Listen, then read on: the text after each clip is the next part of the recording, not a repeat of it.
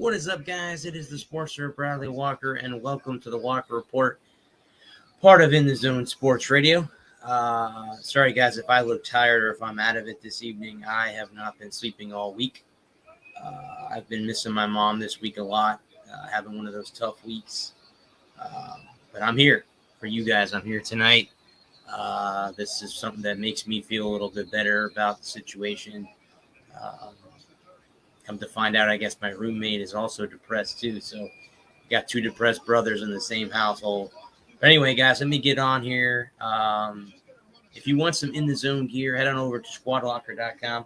Type in the Zone Sports Talk Radio to get your gear through the website. Again, they have hats, T-shirts, and hoodies and all that good stuff. I know hoodies are kind of weird because most of the country's in the summertime, but winter will be here, fall will be here before we know it. We are also sponsored by CreatingZenSpaces.com, the local choice in St. Petersburg, Florida, for house cleaning, organization, decluttering, and pet sitting. It's about finding the peace within you and adding comfort to your life. And remember, guys, Zen Spaces begins with you. Be kind to yourself and one another. Real quick, guys, we have a YouTube channel. Head over to the Sports Nerd Bradley Walker on YouTube.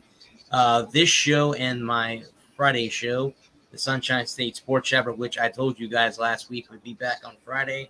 Come to find out, I think it might be Sunday afternoon that I might be doing that show. I have to do a favor for a good friend of mine, so I won't be able to do it Friday night. But anyway, guys, like I said, head on over there, like and subscribe. We were looking for subscribers and stuff.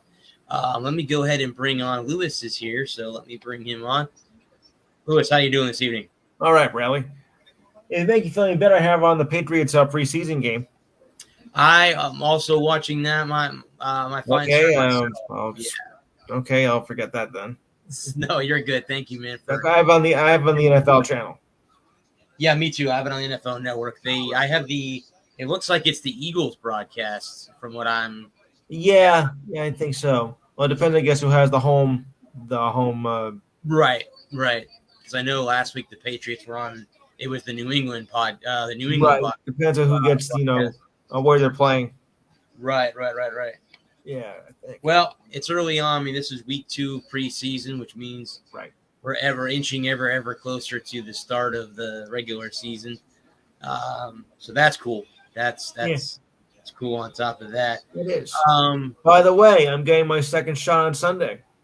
All right. Okay. Cool. Yes. Cool. I actually, right before I got on here, I just looked it up that I guess the county that I live in has the 6th, or number 6 on the list of counties in cases and deaths, which I guess is okay. We're in the top 10, which is not good, but we're not number 1 and we're not in the top 5. So I guess that's a good way to look at it. Assuming I don't get sick as a dog Sunday, I'll be there. Well, the funny thing is, Lewis, and I went to work this morning. There was I think she was a young lady. I'm not 100% sure, but she was throwing up in the damn parking lot out here. I don't know if it was COVID or if she had some bad food or whatever, but I'm like, maybe I'm getting in my car because I don't want that. I don't want to get sick or anything like that. So, but yeah, let me, real quick. I forgot to grab water and Powerade. So let me go run and get that real quick, and then we'll get started. Yeah. So I don't see Adam here yet. I'll be right back. I thought he was just coming in. I thought I just saw him. I don't see him so far. So hang on. Okay.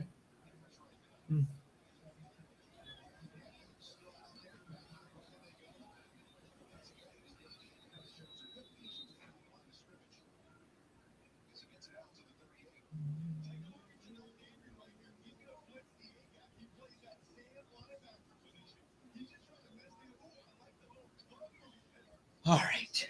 There we go. Sorry. I just can't do a show without I'm going to grab one of my drinks. I can't do a show without having something to drink, at least during the show. Yeah. But if you want to start, Lewis, we can, because we can Let's get do it. in the show. I'm going to go ahead. The first story I wanted to talk about was about the USA women's hockey team signing a 1-year contract. I saw this the other day. This is from The Athletic. I'm so tempted to subscribe to this newspaper. It's online. Yes. It's one of the top sports newspapers out there in the country. Heard of it? So I'm so attempting to subscribe. The U.S. women's hockey team and USA Hockey have agreed to a 1-year contract that runs through August of 2022, covering this month's IIHF World Championships and next February's Beijing Olympics. A source confirmed to The Athletic. ESPN first reported the news. So this is the first time they've made a landmark deal since 2017, which expired earlier this year. Under the new contract, players can earn up to $126,750 if they win gold at both the World Championships and Olympics. Not too bad. The 2022 bonuses for the Olympics for U.S. Olympic and Paralympic Committee, $37,500 for gold, $22,500 for silver, and $15,000 for bronze, are the same as they were in 2018 when the U.S. won gold. The 4-year contract signed in 2017 came under a proposed boycott of the 2017 IIHF World Championships. So, again, looks like, guys, they have they begin play against Switzerland on Friday. So tomorrow, I believe, is when it starts. I could be wrong. When was this article written? Back on August 15th. So maybe they've already started their play. I see. Against Switzerland on Friday. The tournament was rescheduled and moved to Calgary earlier this year because of COVID-19. The U.S. has won the tournament 9 times, including the last 5 times it has been held. Yes. Let me do some research real quick and see what is going on and see if we have a score. I didn't see anything Neither have I.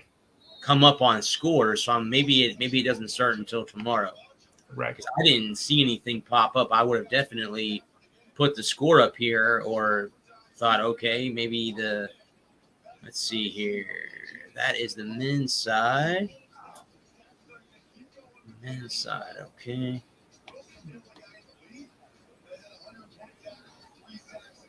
I need that's in Lithia. Let's see here. Men's, let's see. World Championship.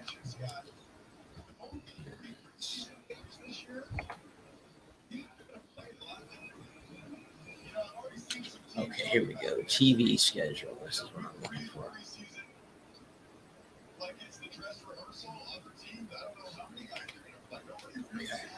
Okay.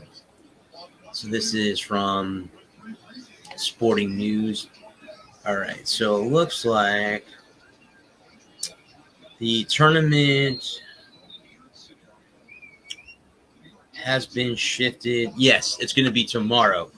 Begins tomorrow and ends on August 31st is when it ends. So, yeah, it looks like it's going to be on the NHL Network, ESPN Plus, which I don't get either one of those, so I won't be able to watch it. You don't get the NHL Network? I do not, Lewis. I get the NBA Network instead of the NHL, and I get nothing against. I got both. But I don't. Who's your system? Spectrum. I'd have to order an extra package. Yeah, the apartment complex. I hate Spectrum. Well, the apartment complex that I live in, they bought the line, so I can't get satellite or go to Verizon because they purchased the line. So I have to. So unfortunately, that is who that is. But I guess I'll just have to watch it, or maybe I can listen to it. Yeah. Wait. Oh no! Wait. You couldn't see me do it anyway. I was gonna put in big bold beautiful letters. Spectrum sucks.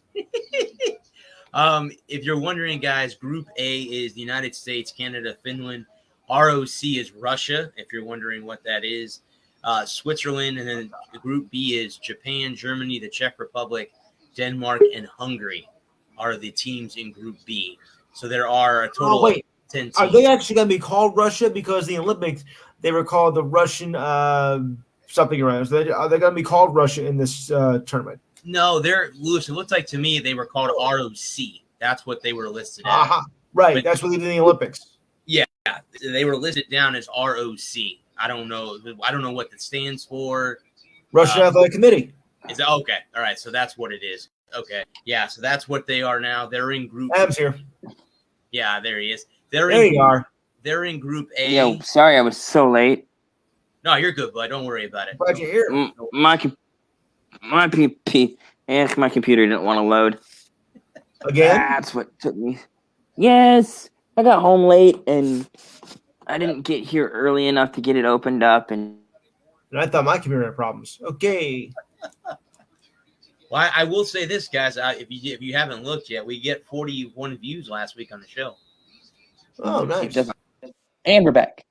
All good comments. Oy vey. Well, Doesn't look like I missed a lot. Just talking a little soccer, huh? No, we're talking USA Hockey. USA Hockey. Oh, okay. Hockey. What did I miss? Did they? I read something earlier about them wanting to kicking around the idea of playing in the Olympics this year. They are. They're going to play in the Olympics this year. Are they going to play? I hadn't heard. They just signed a new contract with the IHF or IIHF. Yeah. Right. International Hockey Federation, IHF. Yeah. It'll cover the tournament going on that starts tomorrow and the Olympics. So that's what. So are they going to let NHL players play in that tournament starting tomorrow? We don't know yet. This is the women's team that signed a new contract. I don't know about the men's side, but I'm assuming. Oh, okay. I saw. Actually, you know what? I think I have an article in the NHL that talks about. I'd seen that earlier this afternoon. They were kicking around the idea of them letting the NHLers play in the Olympics again because they didn't in 2018 because 2014 was the last year that they played in the Olympics. Sochi. Yep. Were they going now to the amateur players? Mm-hmm. Yeah. Yeah. Yeah. Just like they used to. Yep. Yeah, that's what it used to be. It was because paid athletes couldn't play until 92. Was that the first year that they? 92. Because 92 was the first year for the Dream Team. Yes. Yeah, because in the 1980 when we won the American Ice Game, that was college. It was all college kids. Yep. Yeah, it wasn't pros. Yeah, it was literally all college because Herb Brooks was a college coach. He was a college coach. That's correct. Minnesota, Minnesota, right? Was it Minnesota? I think so. Minnesota. It's either Minnesota or Minnesota Duluth. I was going to say, okay, Minnesota. So he was the Golden Gophers head coach. That's what I thought, but I wasn't sure. And then wasn't the backup to Craig? Wasn't he Brooks' I think starting goaltender in Minnesota? I think so. And he went with Craig. He went with Jim Craig, right? Jim Craig. And Craig was out of Boston, right? Is that where he was? Yeah. He was BC. Yeah. He was a Bear, Boston, right? Boston Bear. I think Boston College Eagles. The Eagles. Okay. Right.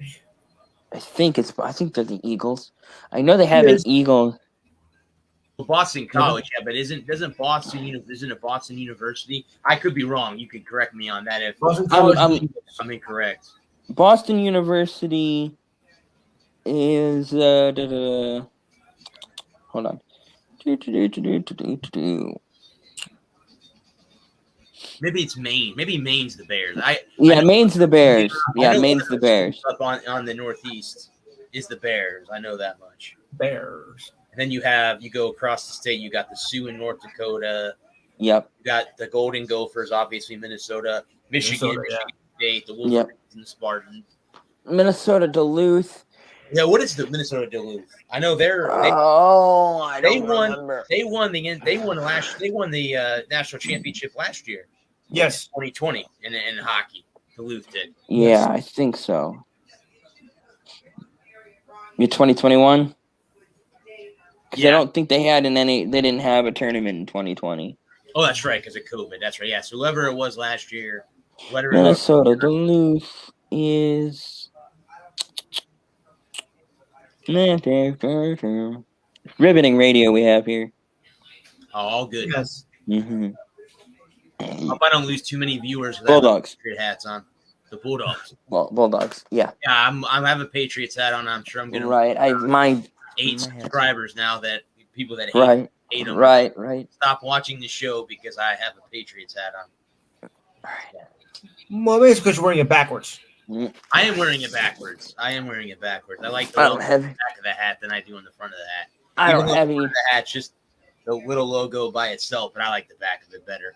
Right. Maybe I can get away with the I don't have any hats handy because. local high school that's here, Pinellas Park. They're the Patriots too. Maybe I can get away with that. Right. But yeah, so the USA guys did sign a new contract to. And that was for the women's side. Women's side, correct. Okay. They had signed a deal in 2017 that just expired. So they just got Right. a deal that'll run to Okay, cool. 2022, next August of So- next year. Oh, okay. So they signed a 1-year extension.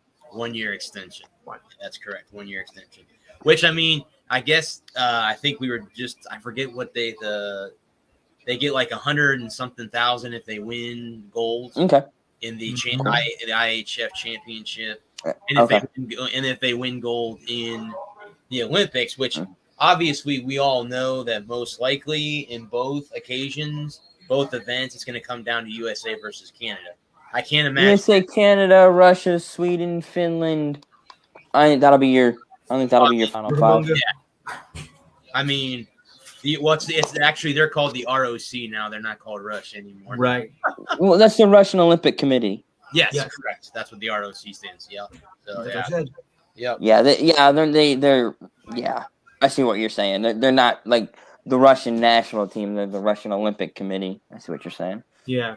Now guys, they wear that red jersey with the white, blue, and red stripe, right? That's Russia's color. Yeah, that's because that's the Russian flag. It's not. Yeah. It went away from the whole. What's The old Soviet, the Soviet star. flag with the The red and red, the red background with the stars in the corner. What is? No, it's the hammer and sickle. Sorry, the red stars is I was looking for. Oh yeah. is China. Yes, China's got the red star. Yeah, the yellow. Yeah, it's the big yellow star with the 5 stars around it. That's correct. And then Japan is. This turns into the red circle in the middle of it, or I think it's red. Yeah, red circle in the middle. that's Japan. Yeah, Japan. the sun, the flag of the rising sun. It's a white background with a red circle in the middle. Red circle. And this is fun with. This is Walker Report. Fun with flags. Yeah, we're discussing flags. Thanks, Sheldon. Yeah, right. So, let's go to NASCAR real quick. I got Okie dokie. I picked up. Let's talk about AJ Allmendinger winning at Indy. How big was that for him moving forward? This is something that was. I got this off of BeyondTheFlag.com. Yeah, that may. Go ahead. I'm waiting because you're the NASCAR. So I don't like AJ Allmendinger. Let me put it out there first. I don't like AJ Allmendinger. I never liked AJ Allmendinger. So, in terms of long term, he's old, and I think he's 38 or 39. He may not be that old. He might be only 36 or 37, but he's elder. He's an elder statesman. Been in the sport 15 plus years. Never been very successful. This is only his second win in like 300 some odd races. And he only has one win. His first win was at Watkins Glen in a pretty similar situation where the front 2 guys took each other out, and he came through. And then last Sunday, the front 2 guys took each other out, and he came through. So in terms of long-term deal, I don't really think it.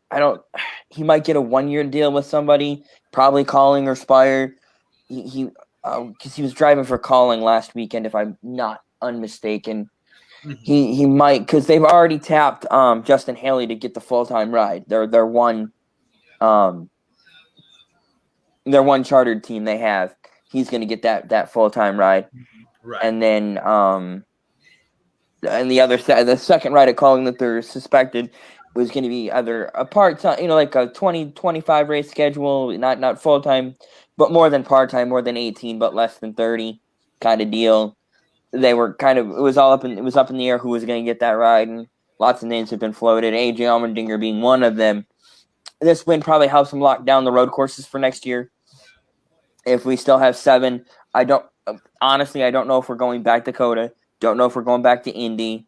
Though there's a lot of things that are up in the air, and if we don't go back to Dakota, if we go to somewhere else instead of, that would be Circuit of the Americas in Texas or the Indy Road Course. If they go back out on the oval next year, that would play into Collins' decision to sign AJ Allmendinger to a fuller contract. Let's put it that way. Yes. Yeah. So in a way, but it benefited him more as an individual, more in the moment. Yeah. The NASCAR spectrum. Yeah. In the moment. Yeah. In the moment, it's huge. Long term, I don't know if it's going to have any impact on his long term future, if you will. Yeah. I saw that on there, and they bring that up. Unfortunately, not one of the things that I thought about this week. AJ Allmendinger and the race was. This has been a long week, and I haven't had a lot of downtime to do any thinking. So sorry if I'm just kind of pulling it out of my butt today. No, because I haven't had any sleep all week, dude. I've been up thinking about my mom, so I haven't. I saw. Yeah, I saw. I was gonna. Yeah. Real quick. Well, this show, man. Honestly, the reason that I'm on here, because I normally, if I'm in the shape that I'm in right now, I wouldn't be doing this. But you guys. But it's what your mom would have wanted, right? Yeah, you guys helped me, and instead of me. Your mom wouldn't want you to stop doing. I understand taking a week off, but if you take that week off. It's easy to just take the next week off and then take all. I was going to take next week off anyway because it's week off this month, so next week would have been my week to take off anyway. Right. So when you let that eat at you, and become the reason you take off, it's so hard to get back from it. It's so hard to get back, and we're building something here.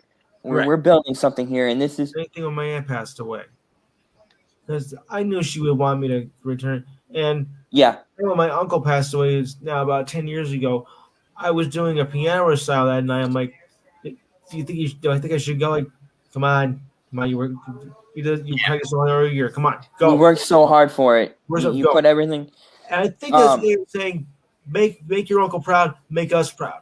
So go do it. Yeah. There's nothing you can do right now anyway for this. So just go do it. Well, we can circle back around to that because I have a couple of stories so we'll circle back around that. We'll finish up with NASCAR and move on to some less heavy topics. Here's but I got another article: 3 possible landing spots for Noah Gregson. Am I pronouncing that?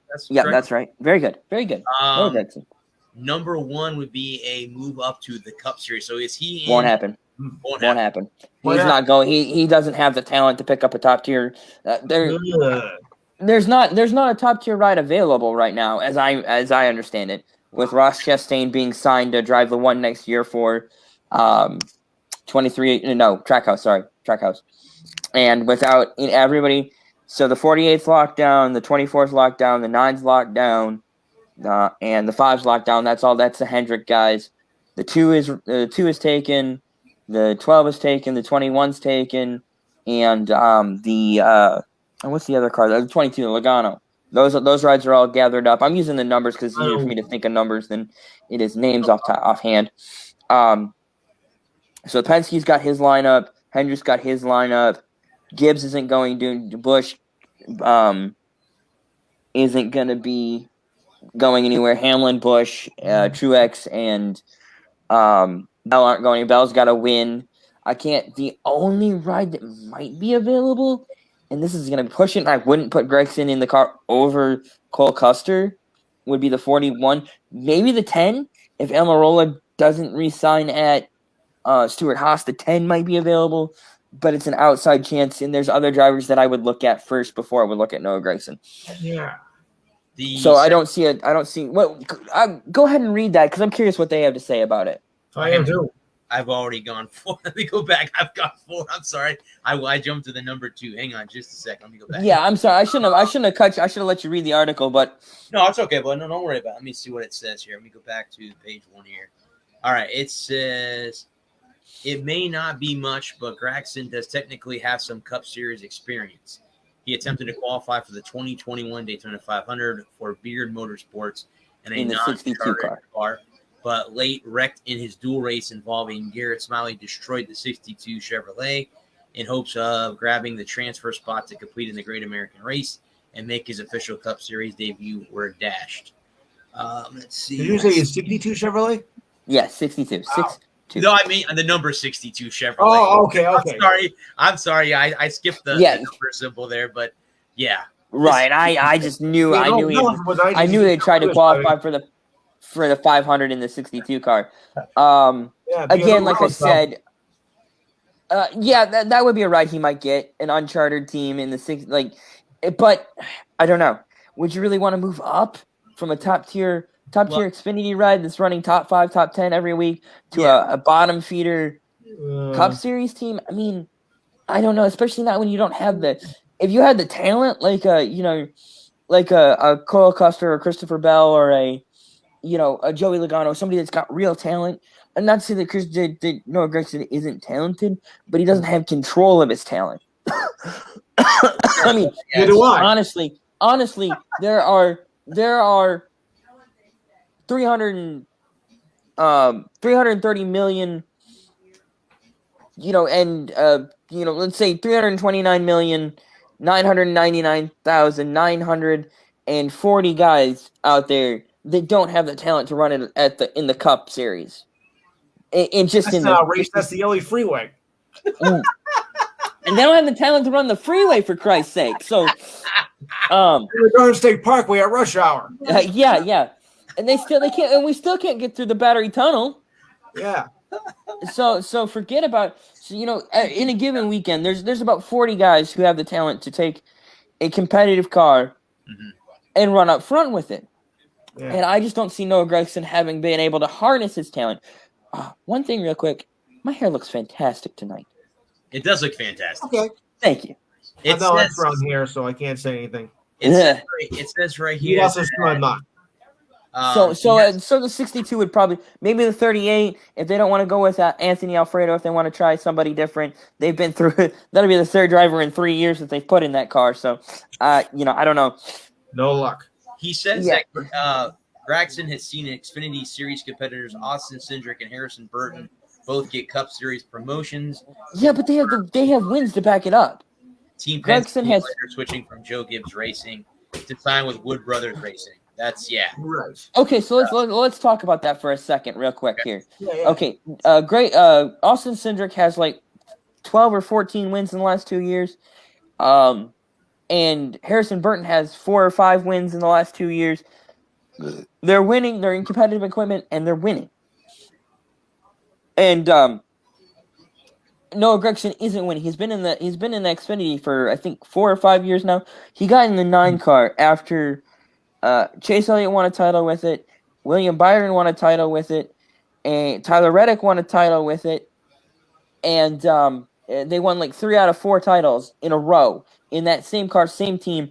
And Noah Gregson has 2 wins and has not been a title contender. In the 4 years that 3 or 4 years, I think he started in 2018, 2019 was his first season. If I'm an owner in the Cup Series and I'm looking at a driver like Noah Gregson, I'm going, you haven't shown me enough. If I'm going to put, $500,000 in your pocket every week or more, I need results. And I'm sorry, but I don't think Noah Gregson has that was Austin Cindric, Noah Gregson. Apparently they're the same person now. No. Maybe we go get Noah Cindric, whoever he is. Maybe he's better. I don't know. It's been a long day. So that's, I would be very hesitant to put Noah Gregson in the car over any of the established guys that are in a car right now, except for maybe Eric Almirola. No offense to Eric Almirola, he has a win this year. I'm not trying to take anything away from Eric Almirola, but it's just he's long in the tooth. He's got 2 wins in his career, maybe 3, 2 or 3. He would be about the only top ride that I could see Gregson getting.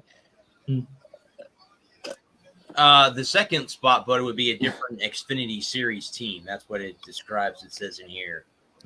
Go ahead and read their article, and I'll give you some thoughts about that. It says when Austin Kendrick and Harrison Bart moving from NASCAR to the Cup Series, NASCAR Xfinity Series, Gregson could toward should a Cup Series promotion be equation. Excuse me. Through Team Penske has been rumored to run a rotation of drivers behind the wheel of the number 22 Ford. They could elect to sign Gregson full-time instead of having to rely on multiple drivers, including existing Cup Series drivers. Additionally, with Burton moving out from Joe Gibbs Racing, there's an open seat behind the wheel of the number 20 Toyota. While it's more likely that Ty Gibbs, the grandson of owner Joe Gibbs, will fill the seat, the team could elect to run a full-time driver in the number 54 Toyota. So that's what I think that's the ride he's going to get. Okay. Is that the end of the article? I'm sorry. No, go ahead, bud. No, you're fine. Go ahead. Okay, so this is the way I see it breaking down. Because Matt DiBenedetto is out there too. And he's been in the Cup Series for 6 years or 7 years now. Running in mediocre equipment most of his career. Had some good runs, but mostly been stuck in mediocre equipment. Mm-hmm. Yeah, if I was looking at Noah Gregson or Matt DiBenedetto, I would pick DiBenedetto. Good Lord. Why do you have to have such an Italian name? Ugh. Why don't you choose Smith? Hey, did Italy win in soccer real quick before we? They did. They win there. Yeah, they beat England. They beat England. Okay. Yes. But to get back on track a little bit, pun intended. The idea of going from Harrison Burton to Noah Gregson just doesn't thrill me. And if I was Noah Gregson, maybe a change of scenery is what he needs. Maybe that'll be the thing that lights a fire under his butt and gets him going. But honestly, I would just leave. I would just stick. Because I would think Ty Gibbs is getting a ride in the Xfinity Series next year. He's got 3 or 4 wins already. If he had been running full time, he'd be battling for a title. So he's 18, and he has more talent in his left pinky toe than I think Noah Gregson has in his entire body. 18, wow. Mm-hmm. He won in his second race, his first start. The second race of the season, won in his first start. They put on a clinic too. The third spot would be a return to JR Motorsports. So that to me would be the most. I didn't realize he was a free agent. To me, that would be the most likely landing spot for Noah Gregson. Is just to stay in the 9. Right. Okay. Well, that is that. And the last one I had, Bud, was the full starting lineup for Michigan. This week. 5 inside, the 9 outside. You have Larson, Elliott, Blaney, DiBiendo, Truex Jr., the Busch brothers in 6-7, Harvick, Hamlin, Bowman, Boucher, Stenhouse Jr., Jones, Reddick, Wallace, Newman, Haley, Byron, Logano, Keselowski, Briscoe, Chastain, Amarola, Corey LaJoie. Is not going to race. He's not going to race, okay. He's out sick. And he is somebody else is stepping in for him. I forget who they said they had tapped. Let me look it up real quick. And go. But then you have Michael McDowell, Austin Dillon, Cole Cluster, Christopher Bell, Josh Bilicki, Daniel Suarez, Quinn Huff. Is that how you pronounce it? Houff. Quinn, yeah, Huff. Ryan Preece, Preece. Yeah, Ryan Preece. Yeah. Garrett Smiley, James Davidson, Anthony Alfredo, BJ McLeod, and Cody Ware are the 37. So bringing up the rear. So Josh Berry is going to be tapped to drive the number 7 Nation Guards Camaro this weekend because LaJoie isn't COVID protocols. Okay. I'm sorry, I misspoke. He's not sick, but he was in close contact with someone who tested positive. I apologize for that. I want to correct that real quick. Is that everything you had on NASCAR? Yeah, boy, that's okay. That's the three I had. Cool. I had. So one last thing was Josh Berry has been tapped to drive the 8 next year for JRM. Sorry, good lord. JRM. Junior Motorsports. He's gonna drive the number 8 full time next year. It's well deserved. He put on a show this year, and got a win in a part time ride at where did he win? Martinsville. Won at Martinsville in the 8, and so looking forward to see what he can do in a full time next year. Hopefully he doesn't stink. But he had a lot of good runs at intermediate tracks. Got to work on his road course program. I don't think he ran any of the road course. Maybe he ran one road course this year. Mm-hmm. So he's got to work that out. And he ran pretty good at the intermediate tracks. Probably an average finish of 14. I don't remember now. So really excited to see what he can do next year. Congratulations to him on getting that ride. So they also announced they were going to do something with Sam Merritt, but I haven't had a chance to look up and see what they're going to do with him. Alrighty then, yeah. So that's all I got on that. They're at Michigan, but now they're coming back to Daytona, right? Next week. Playoff. I keep hearing it on the radio, so I'll have to talk about that next week. Well, maybe tomorrow because there won't be a show next week. So right. We can. If I'm here, I'll drop in and say hi, and we talk about that a little bit. You guys want to do UFC, which is they're ranking every welterweight and championship? Yeah, we can drop in. Or do you want to go to MLS, where they rank the biggest MLS rivalries? We'll do UFC first, then we'll do MLS. UFC, you got it, gentlemen. All right, UFC. You freaking. All right, so let me bring up that. This again is from fansided.com, ranking every UFC welterweight champion in history. Now this article came out and just a couple of days ago on the 16th, so this is not very old. Number 10 is Carlos Newton. Again, I don't know the welterweight division. Not a name I recognize. Matt Serra is number 2. BJ Penn, Pat Miletich, if I'm pronouncing that correctly. Is it Pat Miletich? Name sounds familiar. You have Johnny Hendricks, Robbie Lawler, Tyron Woodley. Now I know Tyron Woodley. I've heard that name. Yeah, he's scheduled to fight Jake Paul here in a couple weeks. Next week? Oh boy, here we go. Jake Paul. Kamari Usman. I know who that is because I've heard that name many times. Right. Matt Hughes, and obviously George St. Pierre. Who hasn't heard that name? GSP. So Sunday the 29th, so a couple weeks. Those are the top 10 of August? Yes, sir. That's next week. Wow. Yeah. Speaking of August, I will know by September 1st whether I got credentials to USF, so I'm looking forward to that. So I'll know next week, hopefully. If I got them or not. I'm crossing my fingers that I did, because it would be nice to be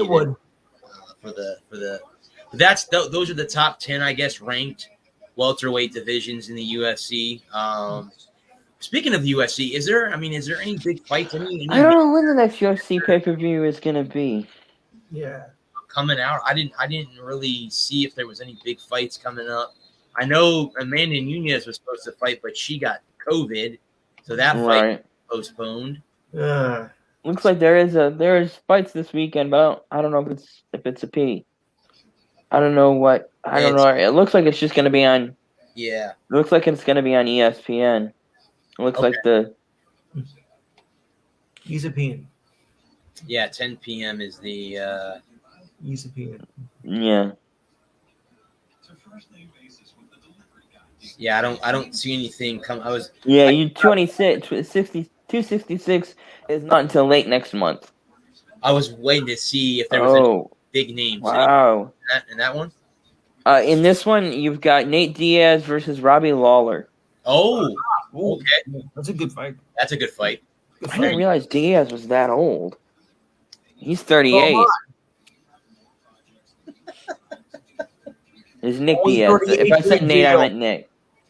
If I said Nate, I meant Nick. It's Nick Diaz versus Robbie Lawler. Right. Nate's brother. Yeah. Mm-hmm. I want to say the last time that Nate fought, Nate got beat. Wholeheartedly beat. I believe so, yeah. I think he got beat pretty handedly the last fight he had, but I was just wondering, you know. So the main event at 266 is Alexander Volchenkov or Volchinski versus Brian Ortega. Okay. I would have to really get into UFC to remember any of these guys. Right. No offense to them. I just don't watch enough UFC to keep up with. Well, that goes back to the problem with boxing is that they're never on main TV. I mean, it's hard to get into it. It's hard to get into it when it's never available. Right. When all the best fights are behind a paywall, like we've talked over and over and over again about the fact that you can't spend $1,200 on pay-per-views. True. No, you can't. All right. So let's jump, gentlemen, to MLS. Now, again, these are ranking the biggest MLS I'm pronouncing that correctly, rivalries in the MLS.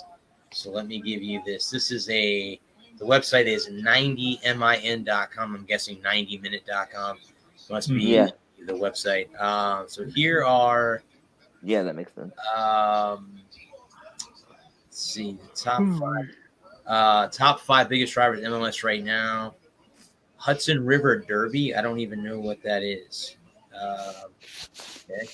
I guess that'd be the New York teams. Yeah, it's RBNY and NYCFC.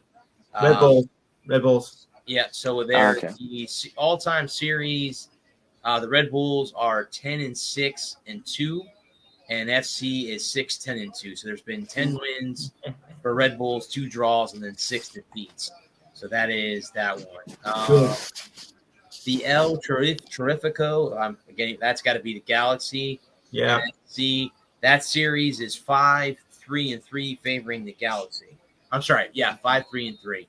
LAFC has better. In that series. So, these be better. Yeah. California Clisco would be the Galaxy versus the Earthquakes, San Jose. The Galaxy owns that series as well. They're 43-31-18.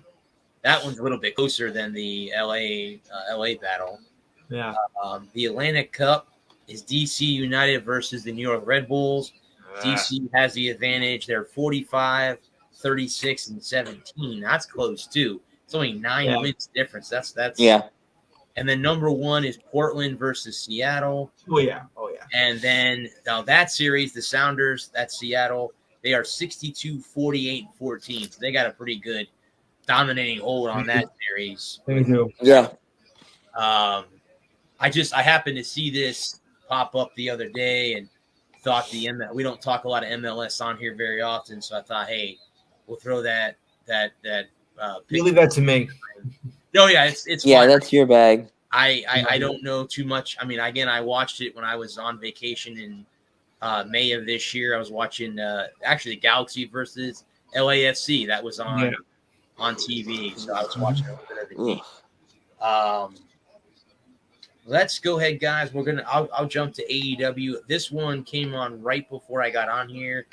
That now it looks wholeheartedly that CM Punk is going to AEW. I'd heard that they were going to announce that 9-5 was his going to make his first appearance. Yeah, they that came right. I mean, it hasn't broke yet. I'm assuming that once they find out that he shows up, it'll blow. You probably have to pass a physical and paperwork and stuff. Right, it'll blow the door off AEW.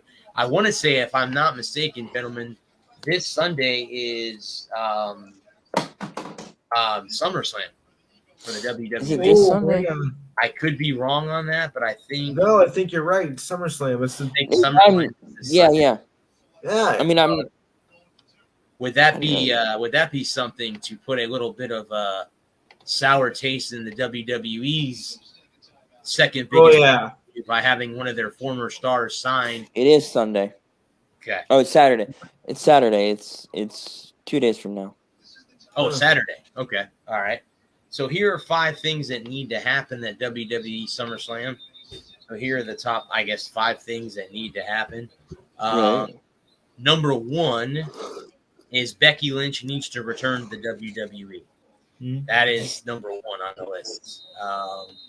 So announced she was pregnant or English the Raw Women's Championship in May 2020.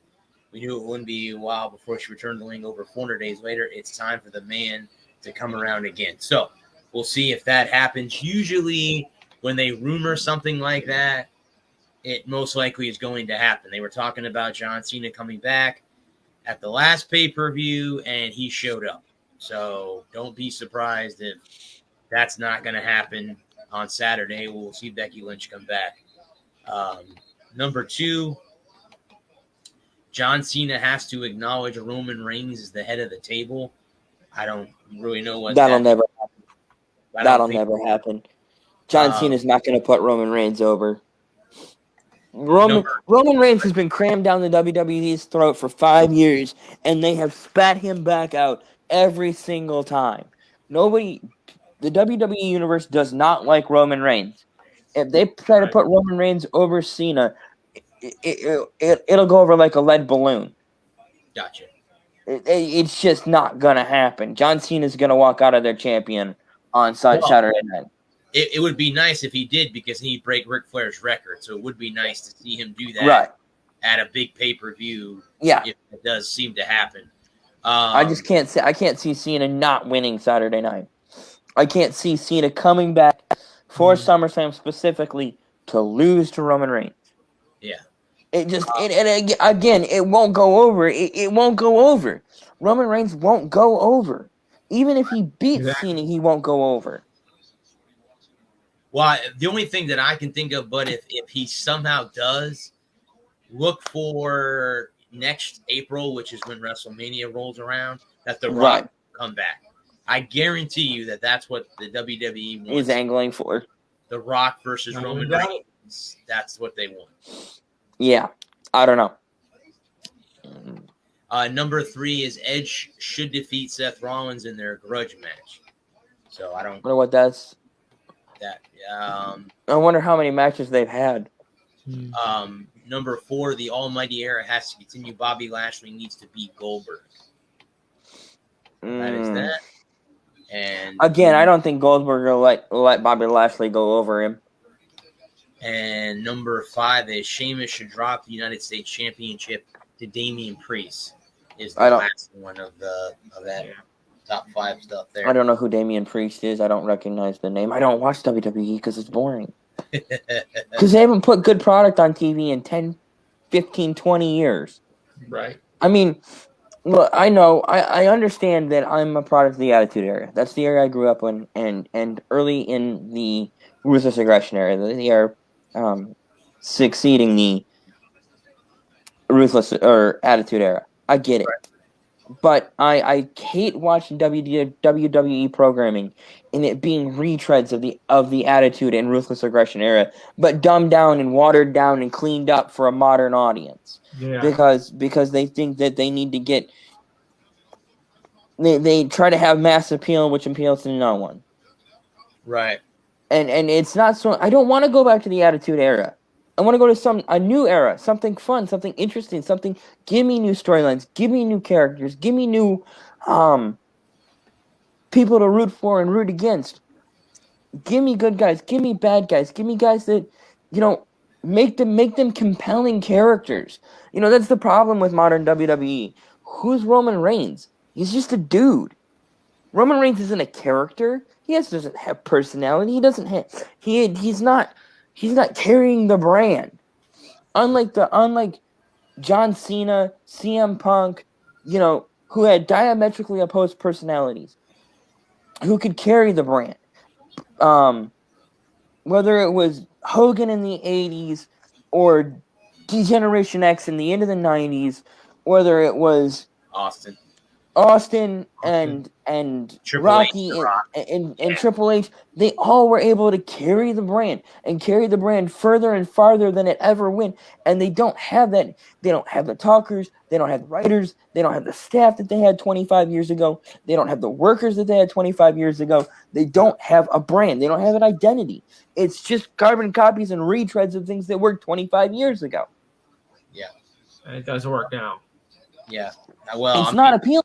I mean, like, I don't want to watch somebody again. I know I've belabored the point, but I watched back in December. I had SmackDown on for about an hour. I watched the first hour of SmackDown, and Daniel Bryan was in a match against somebody. I don't remember which character he was fighting.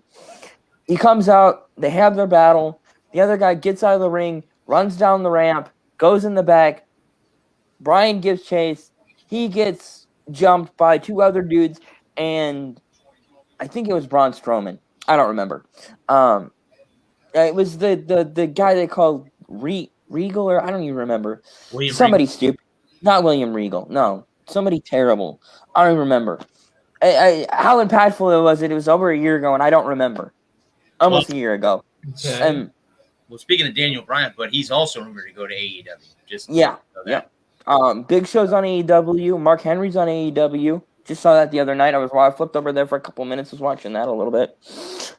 But it was like, oh my god, I saw this 25 years ago with much better characters and much better storylines. Yeah. I'm sorry, but it's just not good. Yeah. It's not compelling. It's not interesting. It's not new. You got to give me something new. You got to reinvent the brand every 20 years. Right. Give me something new. Yes. Well, they're going to figure that out, or AEW is going to overtake them. One of the two. That's yeah. What's going to end up happening. Wouldn't that be the irony of all ironies? Is the Empire? Vince McMahon reminds me a lot of Nero, fiddling while Rome burns. Yeah. Yeah. Well, this is a new logo you guys have never seen behind me. That is the logo of the WTA. That's the Women's Tennis Association. The reason I bring that up is it looks like Miss Venus, not Serena, Venus Williams, the two-time champ, received a wild card into the U.S. Open. So she's going to go play at the U.S. Open. I don't know. That ball's crushed. I don't know. Now, she's 41. Is her sister playing in the U.S. Open, or is Serena not playing in the U.S. Open? No, she's playing. Okay. They seem like two that you're going to have to throw them in chains and stuff them in a sack to get them off the court. Exactly. Just going to say that, yeah. You have to drag them out before they would. Yeah. If you can play. If you still want to play. Absolutely. I mean, we can get into that in a little bit about Tebow there, but I mean, why not? What's it going to hurt? Right. I mean, whether, and then be realistic with yourself. Right. If you're still having fun, if you still think you can compete, even if you're not a top tier player. Right. But if you can still compete and have fun doing it. Yeah. I understand sometimes. I understand the game passes you by. Oh, I'm going the wrong way. Sorry, my head itched. I understand the game passes you by, and at a certain point, you got to admit that you ain't got it anymore. Right. But if you still have that fire and that passion and it's still fun, I think that's the biggest thing. If it's still fun, if you wake up every morning and you're like, you know what, I can't wait to go out and play tennis or golf or baseball or whatever your game is. Whatever your bag is, if you still like it, you're still having fun, and you feel like you can compete, make them make you stop. Right. Yeah. Make them tell you no. Right. I agree with that. I don't have any problem with them wanting to compete. I don't have any problem with them showing up and playing. I don't understand why people get so mad. It's not like, if you're some 16, 18, 20-year-old hotshot up-and-comer, wouldn't you want a shot at Serena or Venus? I mean, come on. It'd make your career. I would. Well, I mean, I would. Think about it. Let's look at it this way. Let's say one of them, let's say Venus wins. Okay. At 41 years old, wins the U.S. Right. How cool would that be? That would be incredible. How cool would that be? And kind of going back to what we were talking about WWE, Randy Orton, he got the nickname Legend Killer because he went out and he beat the legends. Again, totally different kind of, we all know it's scripted, it's a work, it's not real, but it's in that same vein of, you imagine you go out and you beat Venus, then you beat Serena, then you beat somebody, you got, I don't know any of the other top women's tennis players offhand. Osaki. But she's not exactly she's one of the ones that would be looking to go out and beat Venus or Serena and get that Legend Killer status. The one that put them away, the one that ended their career. As bittersweet as that would be, I did it. I was the one. I was the one that ended Serena. I was the one that ended Venus. I put them on the shelf. I'm the one that did that. You can't take that away from me. Right. I might not win the tournament, but God, I got something to hang my hat on. Well, on top of that, that could be something personally yourself that you could say, motivate you to say, "Oh yeah, guess what? I'm the one who did it. I could be a name that goes out on the record book. I can beat anybody." Did it? Yep. I was the one that ended Serena. I was the one that ended Venus. I mean, let them play. I don't get it. I mean, if they can still compete at a high level and they're performing, even if they can't compete at a high level, if they're still having fun and they still want to play. Let them play. Well, is that all you got for women's tennis? I do. I was going to switch to PGA because I meant to talk to you about your article from 2 weeks ago now? Go ahead, bud. Oh, about games on the golf course? Yeah, I didn't get a chance to read that. Can you go over just like a quick summary of the games that you? Are you serious? You want me to go over my article on my show right Absolutely. now? Is that it? Absolutely, because I want to talk about it because it's golf related. Okay, let me go through my article here real quick. These are guys that surprisingly lost their PGA Tour card last Sunday. I saw some kid got a PGA Tour card after driving for is it Uber or DoorDash? Probably. Well, the funny thing is, if you go through Q School, which is qualifying school, people out there don't know what Q School is. If you go through, I think there's 3 stages of Q School. If you go through all 3 and you qualify, you get your PGA Tour card. That's guaranteed. Yeah, he was driving for DoorDash and he earned enough money to be able to qualify for his PGA Tour card, and now he's on the tour. I thought that was pretty cool. So here are the 5 that lost their lost their PGA Tour card on Sunday. Patrick Rogers, Tommy Fleetwood is the one that really surprises me because he was a pretty good player. Ryan Moore, Jason Duffner, and Bing-Han An are all 5. Now, again, what that means, guys, is simple. They can go to Q-Score. They can go on one of the – I forget what the I believe qualifying tournaments? Yeah, there's a tour beneath the PGA Tour. Right. They go down there and win a couple tournaments, and you get your PGA Tour card. You come back to the tour. So nothing – and Tommy Fleetwood can go back and play in Europe. It's not the end of the world, but it just means that you can't play for the big money. Right. Correct. Is it kind of like getting demoted to AAA? In a way, Bud, you could say that. Yes, in a way, you could say you've been demoted to AAA from the major leagues. Correct.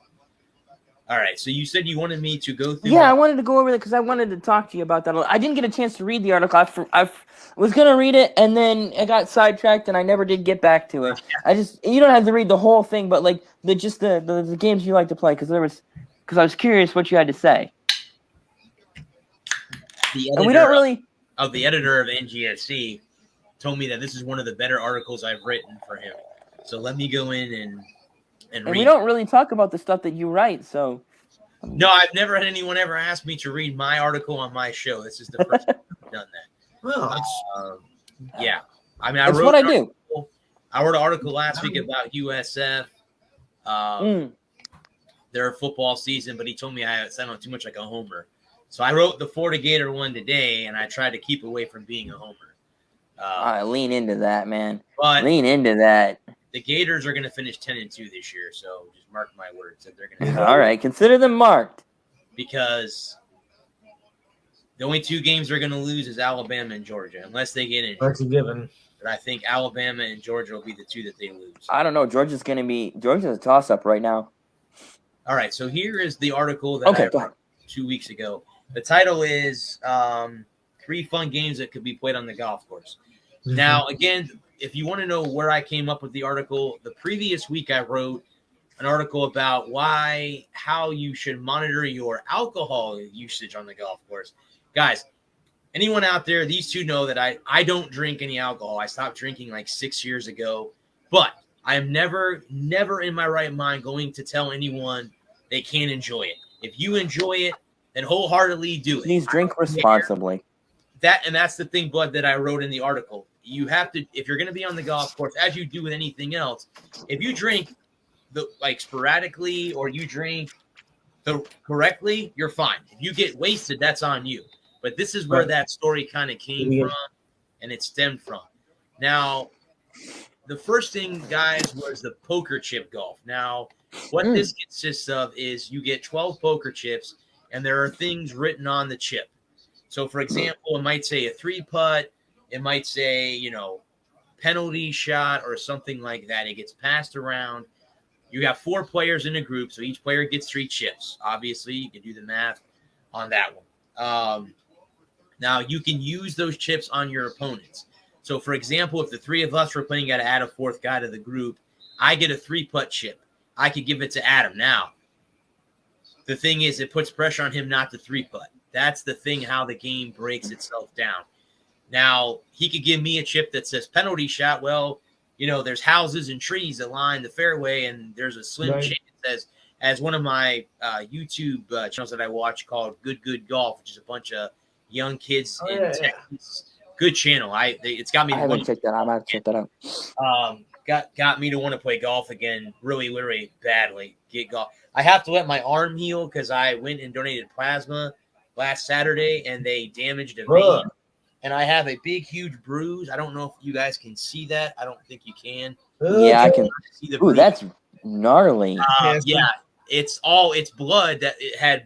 I had a golf ball size thing not on my arm, and now it's all gone. The only problem is I can't swing a golf club because it hurts.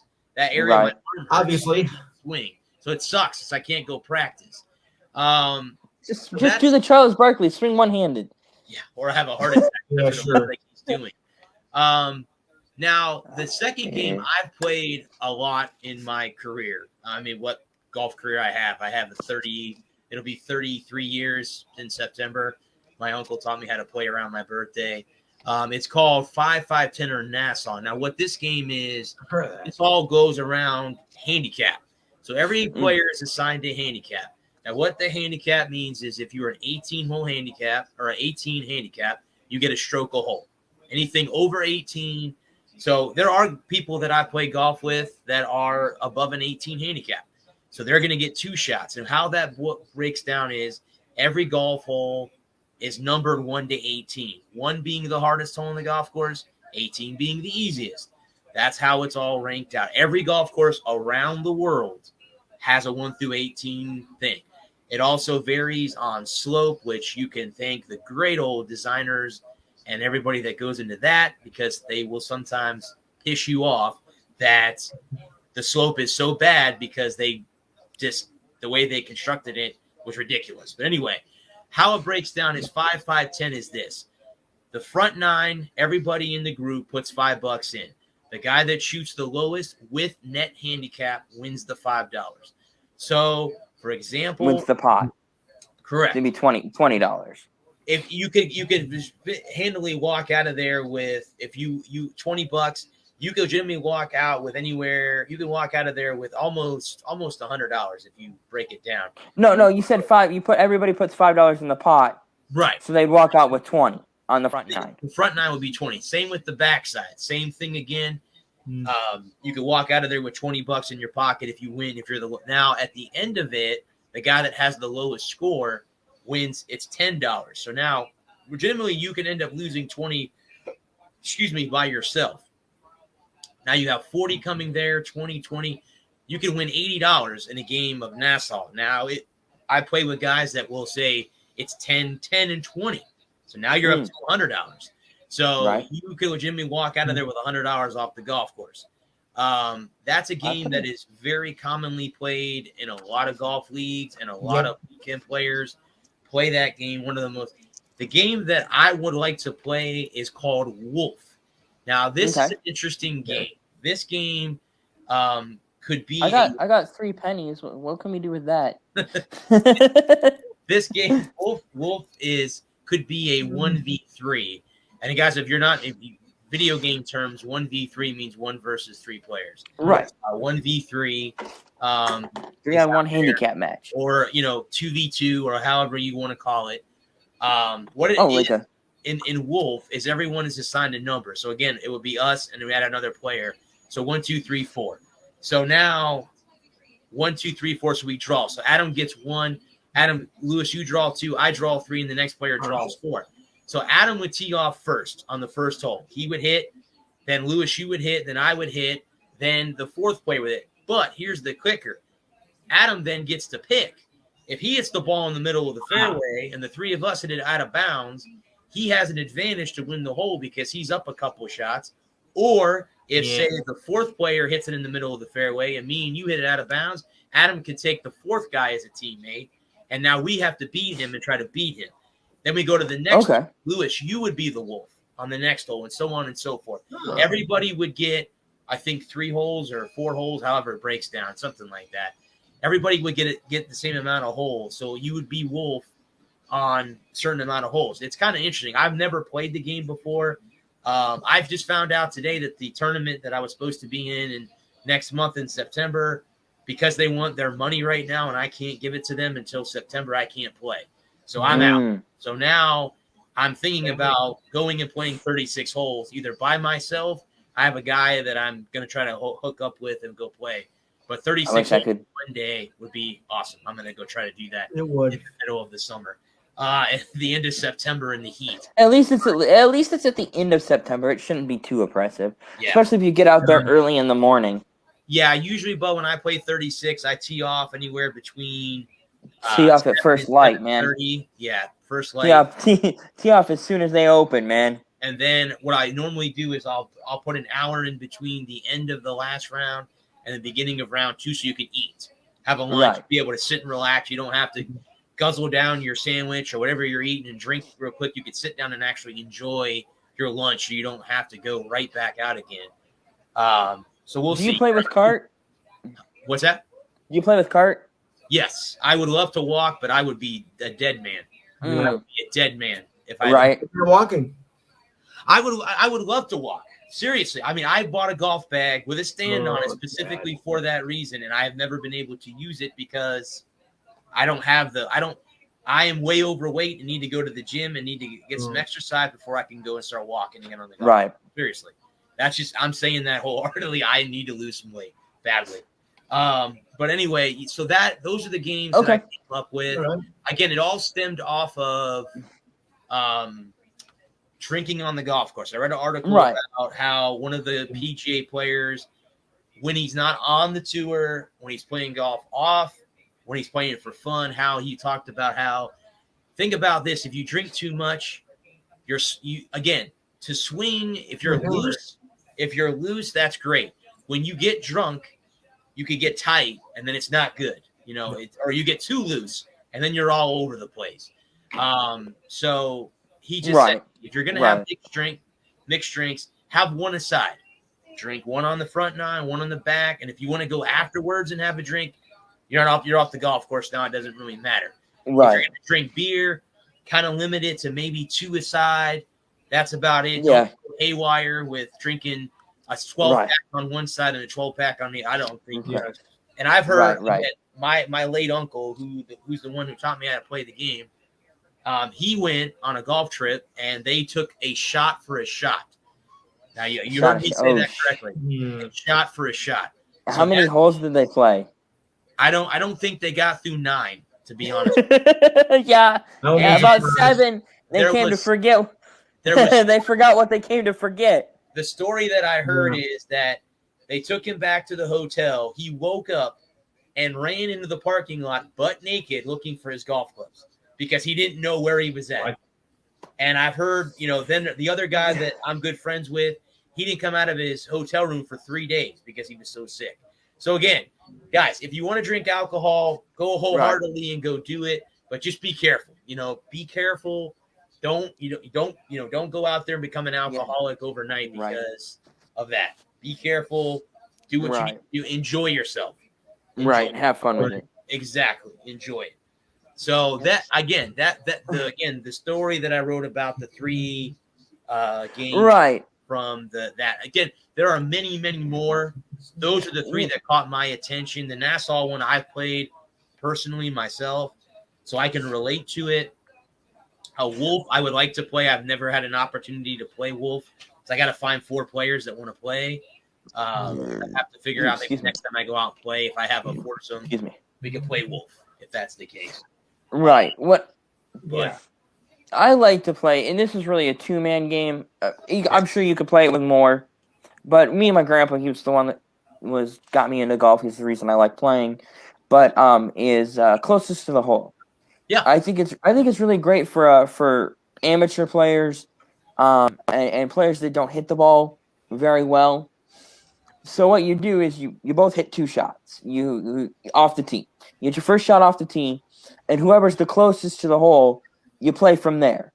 So everybody, it's a more non-competitive, just having a fun time on the golf course kind of game where you're not really keeping score. You know, you keep score, but you're not really playing you're playing more for funsies because you shoot your first shot, and whoever's close to the hole, the other guy picks up their ball and drops it and plays from where they are. And you can play a variation of a club length. You know, okay, say guy 1 shoots a shot. Let's say the 3 of us are playing. I shoot my shot. Bradley shoots his shot. Lewis shoots his shot. And let's say Lewis has the best shot. So we all pick up our balls. And we drop where Lewis is. And so then we can take our next 3 shots. And then instead of having to shoot every single shot, I think it's a great way to keep the game moving instead of having to shoot. And so that's why that's to me, I love playing closest to the hole. Well, it's a scramble format is what it is. Right. It is everybody hits off the tee, then you take the best shot of the 3 or best shot of the 4, best shot of the 2, whatever it might be. Right. Yes. And then you go to that. All the tournaments that I played in, but that's the tournament I was supposed to play in next month, that was the format. There are formats like that. Actually, the Ryder Cup, which is next month, they have a scramble, but they also have what they call alternate shot. Now, alternate shot's interesting because you hit the drive, I hit the next shot. That's how it goes back and forth. So you don't hit every shot. So is that a team? Is that a team? It is. You can play it as a team. You can play as 2-team, a 3-team, 4-team. What you could do is, for example, all right, so you hit the ball off the tee. I hit the fairway shot. I hit it on the green, then Lewis would putt. Then we would go to the next hole. You would hit the tee shot again. Whoever hits the last shot, then that person would go. So if I hit it in the hole, Lewis would tee off on the next hole. You would go. You'd hit the fairway shot, then I would hit the putt or the chip or whatever it might be. Right. The next shot. So What I like about what I call closest to the hole, I don't know if there's a technical term for it or not, but it just keeps the game moving. It does. Especially when you're not a very good player. Right. It keeps it fun. And so it works better in 2 or 3, 4. You know, one player, it's kind of hard to play close to the hole because you just got to shoot your shot. But it just keeps the game moving and keeps you moving along, and you don't get bogged down in having, especially 3, 4 guys. Right. You don't get bogged down in having to shoot 4 shots per drop, if you will. Right. You just let's say one guy hits it 25 yards and it's barely off the tee. The other guy hits it 250. And then you got to wait for the first guy that barely hit it to make 3, 4 shots before you get up to your ball. So, it just keeps the game moving along. No, and it's fun that way. Actually, when I was younger, I used to play in a 48-man tournament in Georgia, and it was all for fun. There was no pros or anything. And what we would do is, in the morning, we would go out as a foursome. In the afternoon, we would play what we called a fun 9. Usually, a lot of times, a lot of alcohol was drank, cigars, cigarettes, whatever was smoked, however it was, whatever you enjoyed. But normally what they would do is we would take handicap, and they would take the best player and put them with the worst player. And then they would go down the list of how that would go. So you if you played well, and this ended up happening to me. I ended up being the best player one day, and I got the worst guy on the thing. The funny thing about him is he wasn't that bad because you know what's good about the worst player out there? They can chip and putt like an MFer. Yeah. They can chip and putt. They have a short game. So you get it close to the green, it's automatic. Right. You're going to make a birdie or a par. So in something like that, it again, usually when I put a scramble team together, like me, I want to get a guy that can hit the ball off the tee. I get a good iron player. I want to get a guy that chips well, and I want to get a guy that putts well.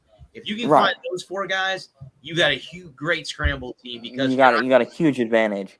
You're not going to miss. There's no weakness. Oh yeah, I see that. I see what you're saying. Because what I like is because both players get to make all the shots, but you just pick up, I only hit the ball 25 yards. You hit it 130. We're just going to play from your 130. That's it just keeps the game. It just keeps the game moving. Right.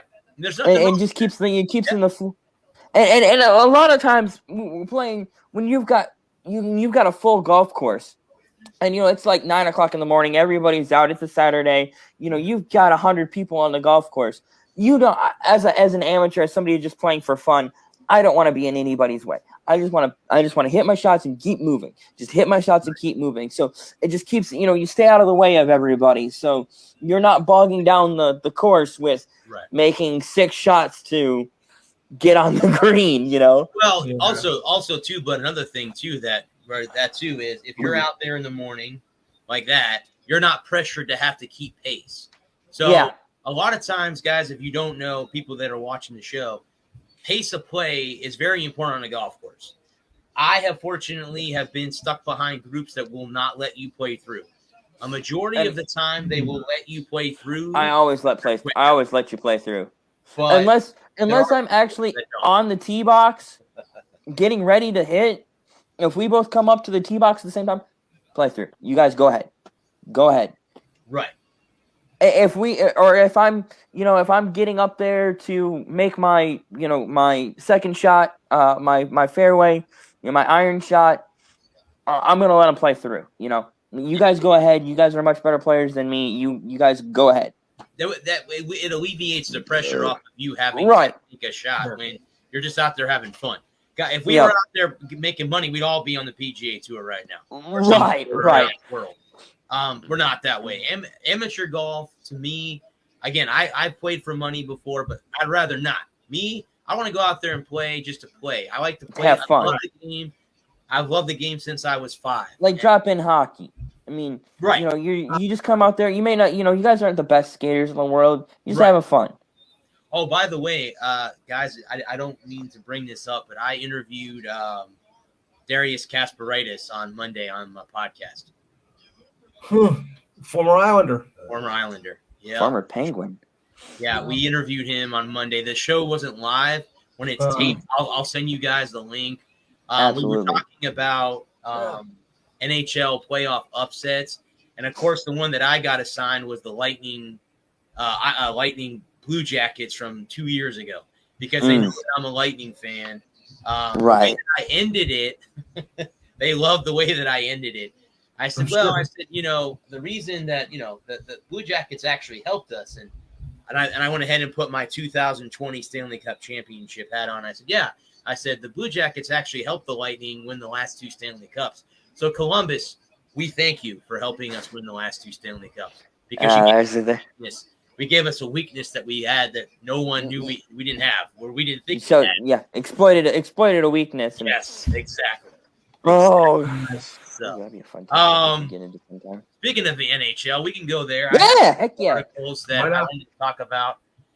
First of all, we were talking earlier. The NHLPA advises players not to participate in the Olympic qualifiers. Oh, I read that wrong. Then I thought they said that they were gonna play. No, hang on just a second. So. Let me pop the article open and see what this says. Absolutely. And I thought it was the same thing. I thought that I had heard that they wanted NHL players to play. So that's what I had heard. Exactly, this says. Okay.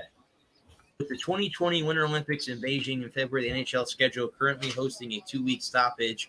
The decision needs to be made sooner rather than later. So they're trying to figure out Why does the NHL not compete in the Winter Olympics? It's very cut and dry why the NHL chose to sit out in 2018 and potentially in 2022, COVID-19 aside.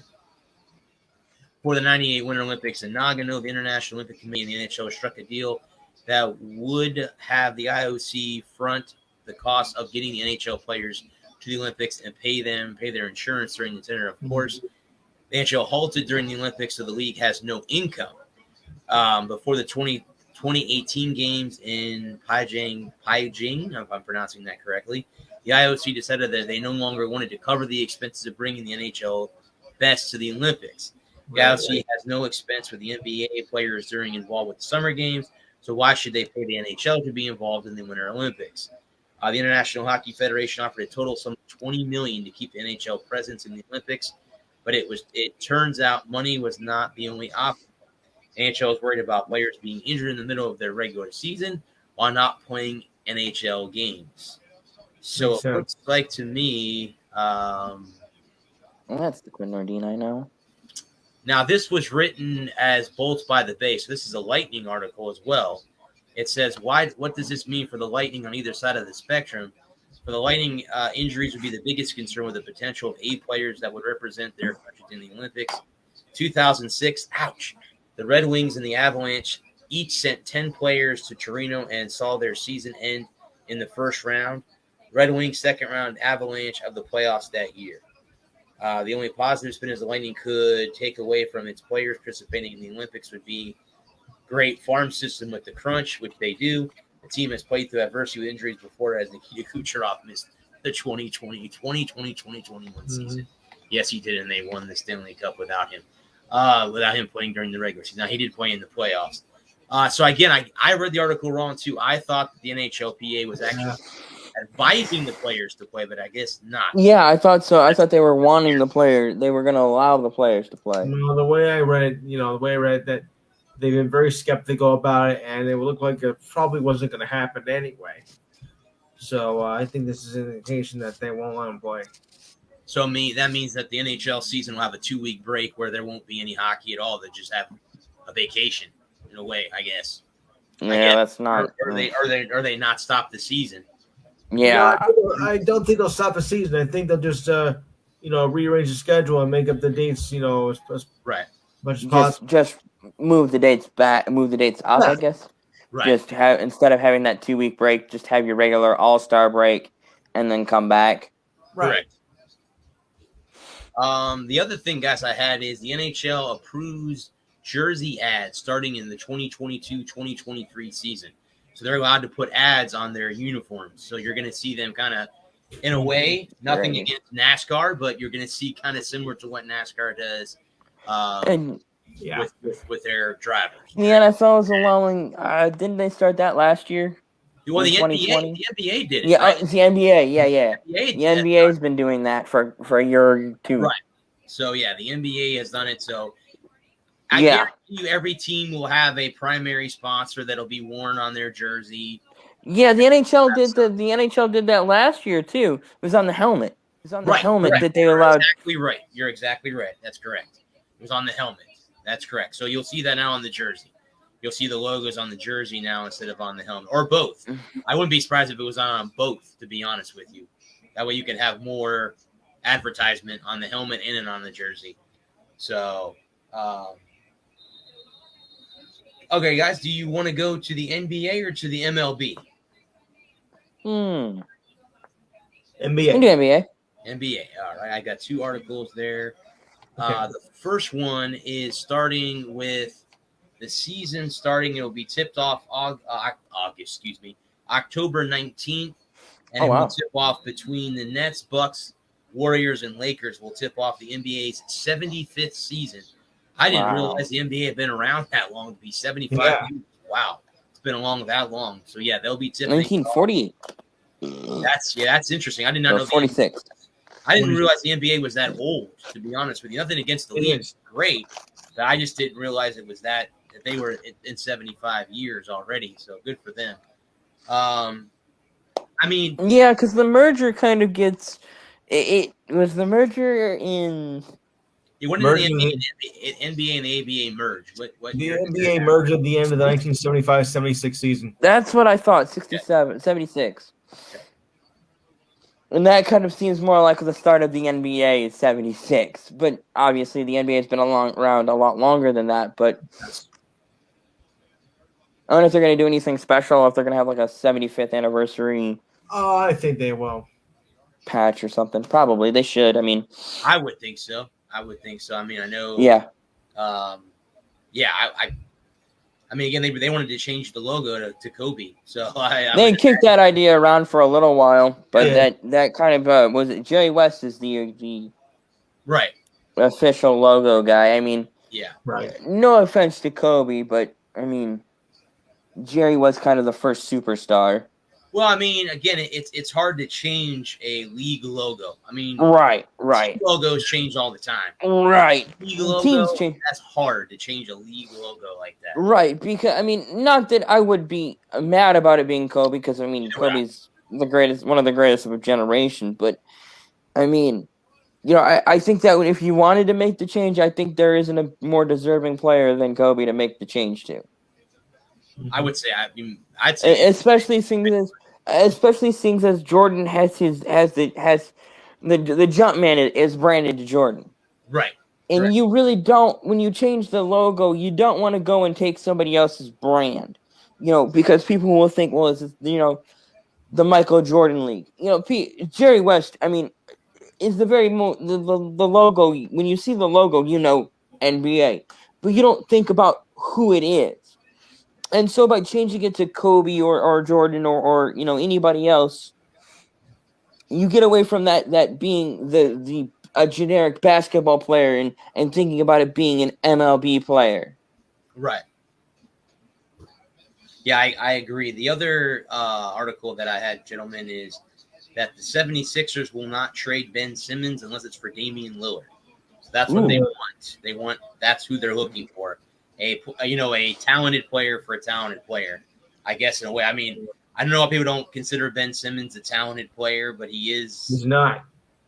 He thinks he is, and so does Philadelphia. So that's that way. But yeah, that's tough. So that's something I saw. But I'll let you guys weigh in on that because again, I'm not the biggest NBA fan, so I don't know. You know, if you could get it done. Do it. Well, yeah, I mean, if you can get it done. Straight up for Lillard, for Simmons, straight up.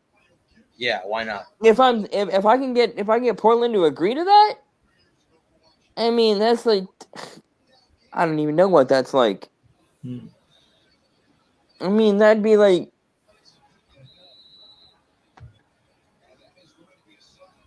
Yeah, I don't know. I mean, I can't even think of a comparable comparison in other sports. No. To that. I mean, how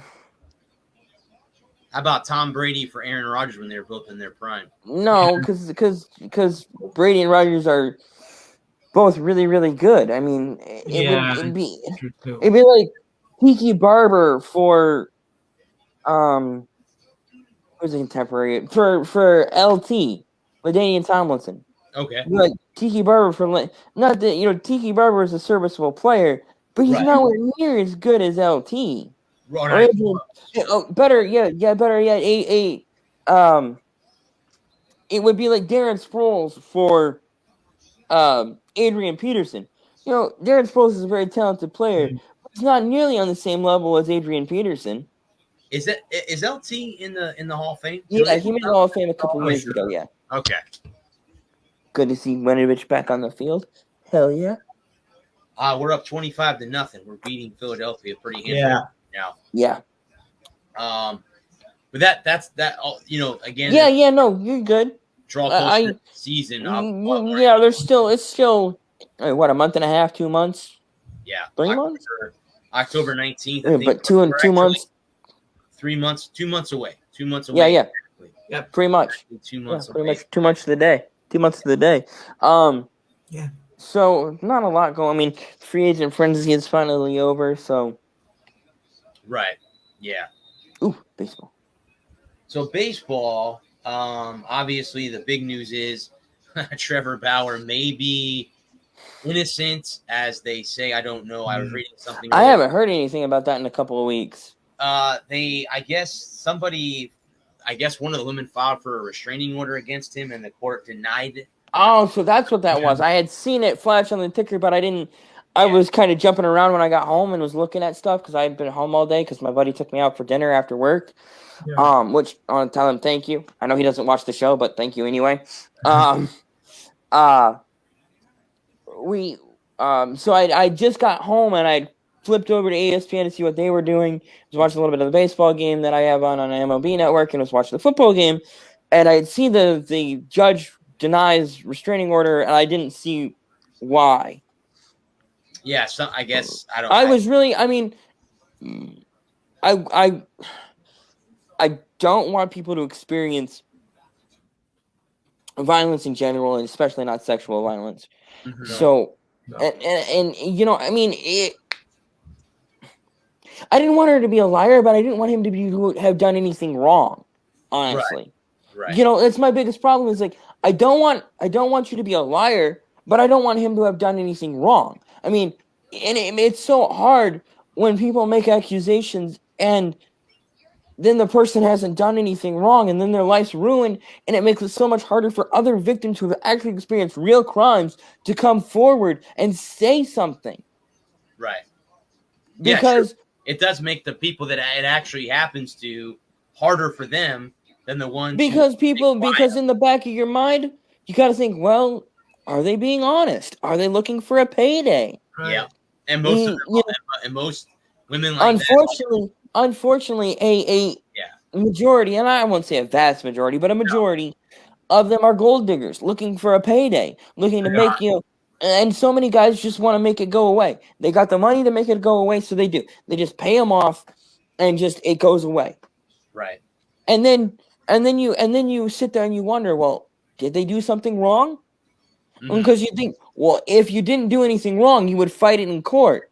But then again, you can get so easily railroaded in court by a good lawyer, a good prosecutor can make a compelling case without a shred of evidence, and your whole life can be ruined.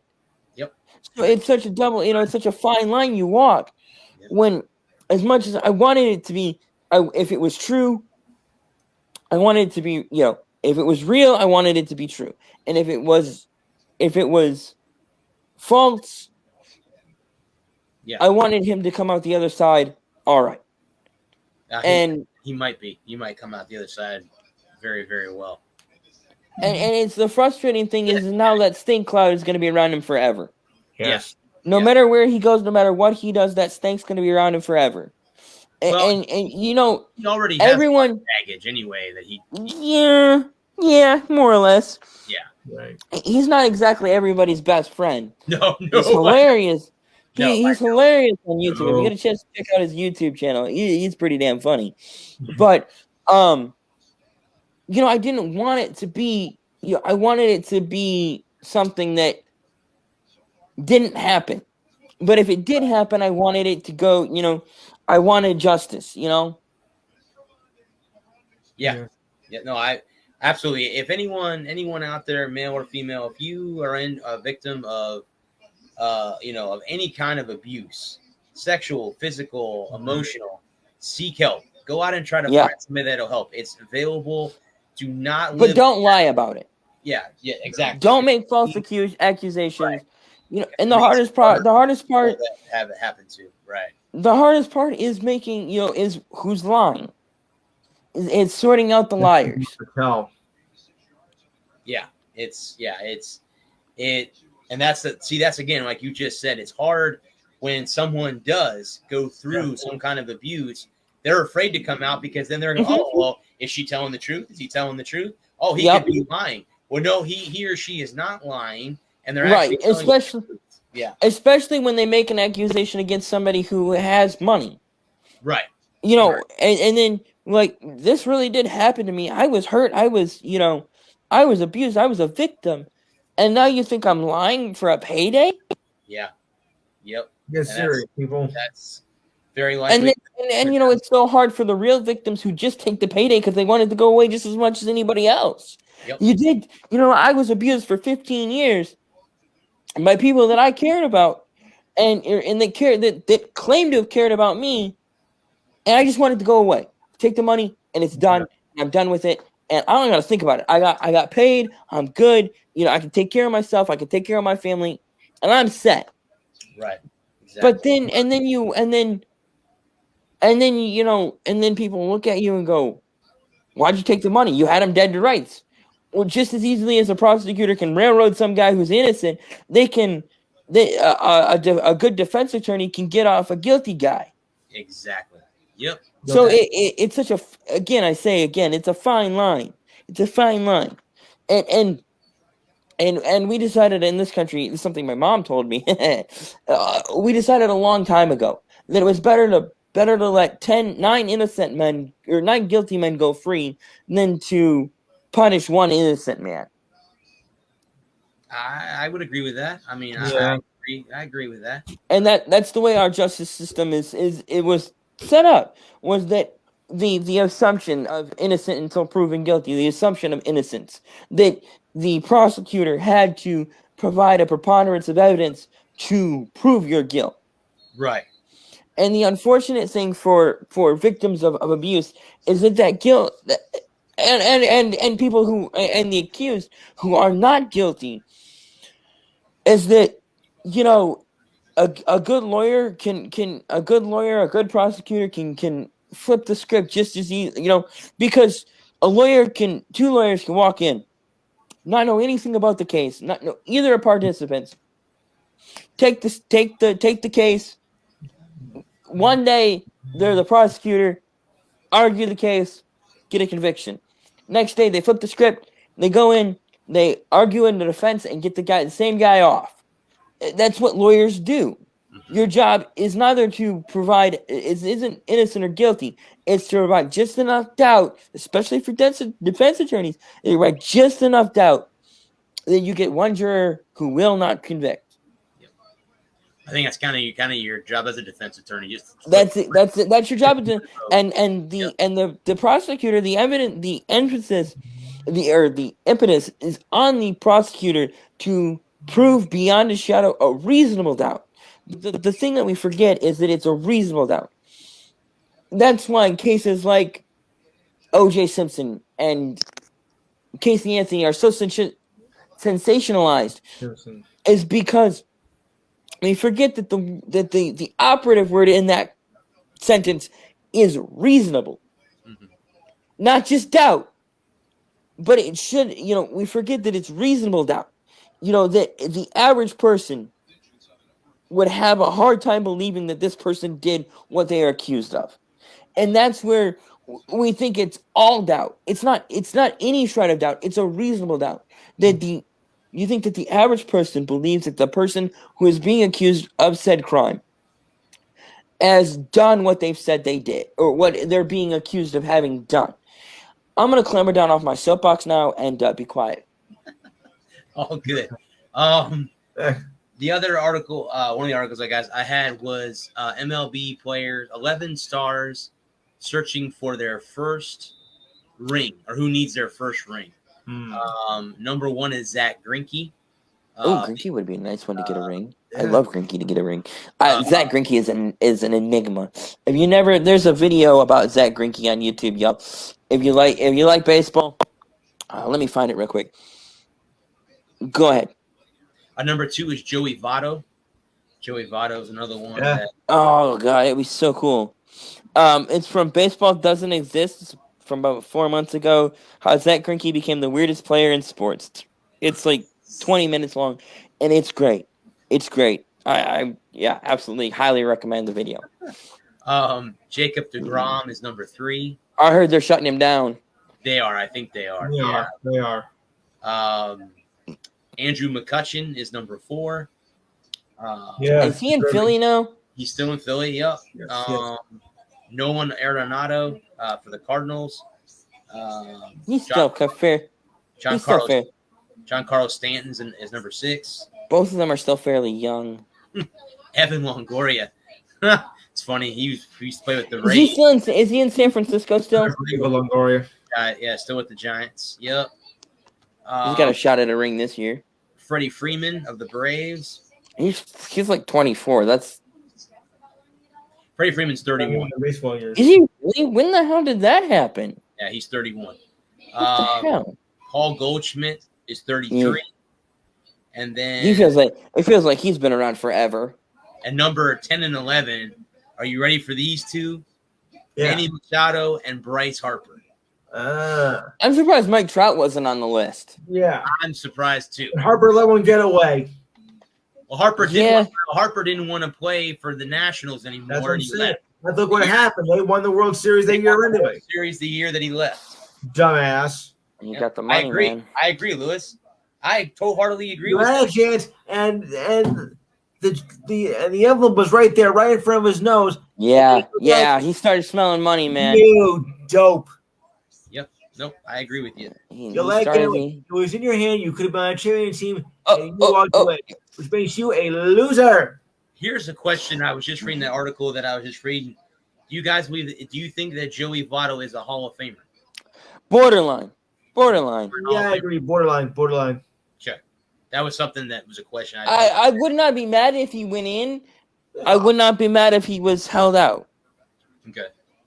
But the last one I had, and this is kind of upsetting because this is actually something that affects the team that Adam cheers for. The TV guy has been suspended indefinitely. Yeah. I don't understand if the guy apologized on the air, how in the world he is suspended indefinitely for that when he actually apologized and he said something. He used an very soft, I guess. He used an Asian. I haven't watched the video either have I. Yeah, I haven't watched the video. I didn't care because he was making a joke. I'm gonna say because he was making a joke about Shohei Ohtani, said it in a silly Asian accent, and he went, "Oh, I shouldn't have said it like that. I'm sorry. I apologize." I saw it for fun. But it's the culture we live in now. You can't make any mistake. You can't be silly and goofy and say anything anymore. No. And yet we complain about how color commentators are boring as hell. Right. Exactly. Yeah. I mean, there's no pop. There's no anything. It's all.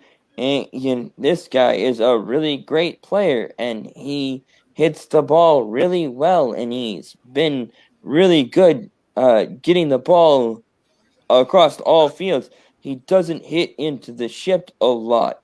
You're right. Did that you good? Yeah, no, I think you hit the.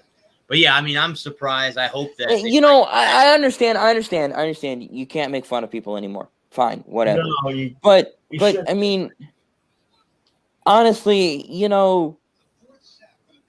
he apologized. He said, "I'm sorry. That was stupid. I shouldn't have done that. I'm sorry." I mean, can't we just be grown-ups for half a second and say, "We said he was sorry." He went, "I made a mistake in the moment. I got caught up. I shouldn't have done that. I'm sorry." It wasn't like he was forced to apologize 2 days later.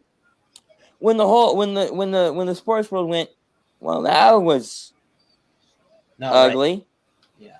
You went, oh, wow, that was bad. I shouldn't have said that. I apologize. I mean, what more can you do? I mean, nope. And you're gonna end up with the bland, boring, and he's just a really great hitter. Are you all sleeping out there? Yeah. This is worse. This is better than NyQuil.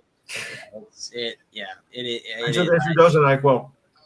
I'm gonna need some NyQuil when I get off this show. I'll be honest with you right now. I'm gonna help me sleep tonight. I just do my best, Charles Barkley. But so we can move to end the NCAA. Again, the season. God, I'm ready. Next Saturday, baby. Next Saturday. Yeah. Next Saturday, August 28th, baby. Right. Not a whole hell of a lot of good games, but it's football and it counts. The Cream Puff schedule. So this is the Cream Puff schedule. Yes. So we have arrived. I wanted to hopefully I can share this with you. The Navy football team is wearing Marine Corps themed uniforms. I think I've seen that. Okay. It's a gray camo pattern, isn't it? That multicam. It's gray with the. Yeah, and then they got the white helmets because again the Marine Corps wears the black jacket, blue pants. So they must be doing something. Yeah, that's exactly what it is. Okay. The gray with the multi. Yeah, bring that picture up. It's pretty badass. Yeah, let me see what. Yeah, let me bring. Let me enlarge this real quick. Let me enlarge the page here so I can make the picture a little bit bigger. Let's do that. Okay, now we'll bring it. This screen here. This is what it is. So this is what it's gonna look like. Let me scan down a little bit. Nice. Okay, that's different than the one I had seen. I think that maybe than the air. That is dope. Yeah, that is dope. They got the blue pants with the red stripe. Now, obviously, that's the Marine Corps bottoms. Right. Red stripe that runs down.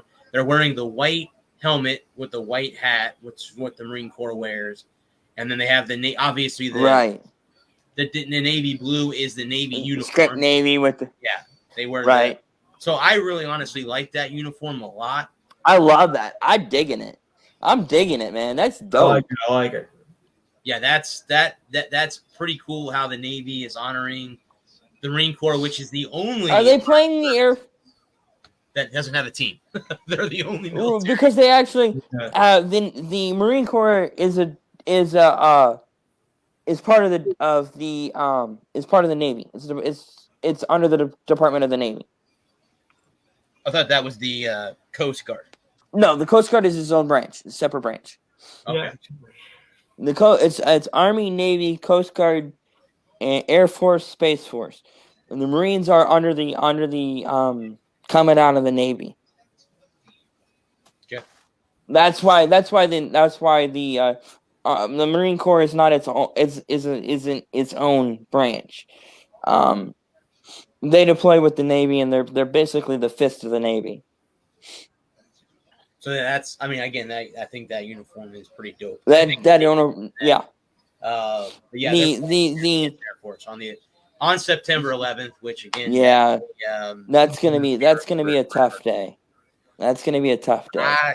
Guys, I'm praying that I'm at the USF Florida game that day in the booth. Yeah, you might ought to just buy a ticket anyway. I might anyway, even if I don't get a chance to go. I might. You might as well just buy a ticket, and if you get credentials, then give it to somebody to put it up and auction it off for charity.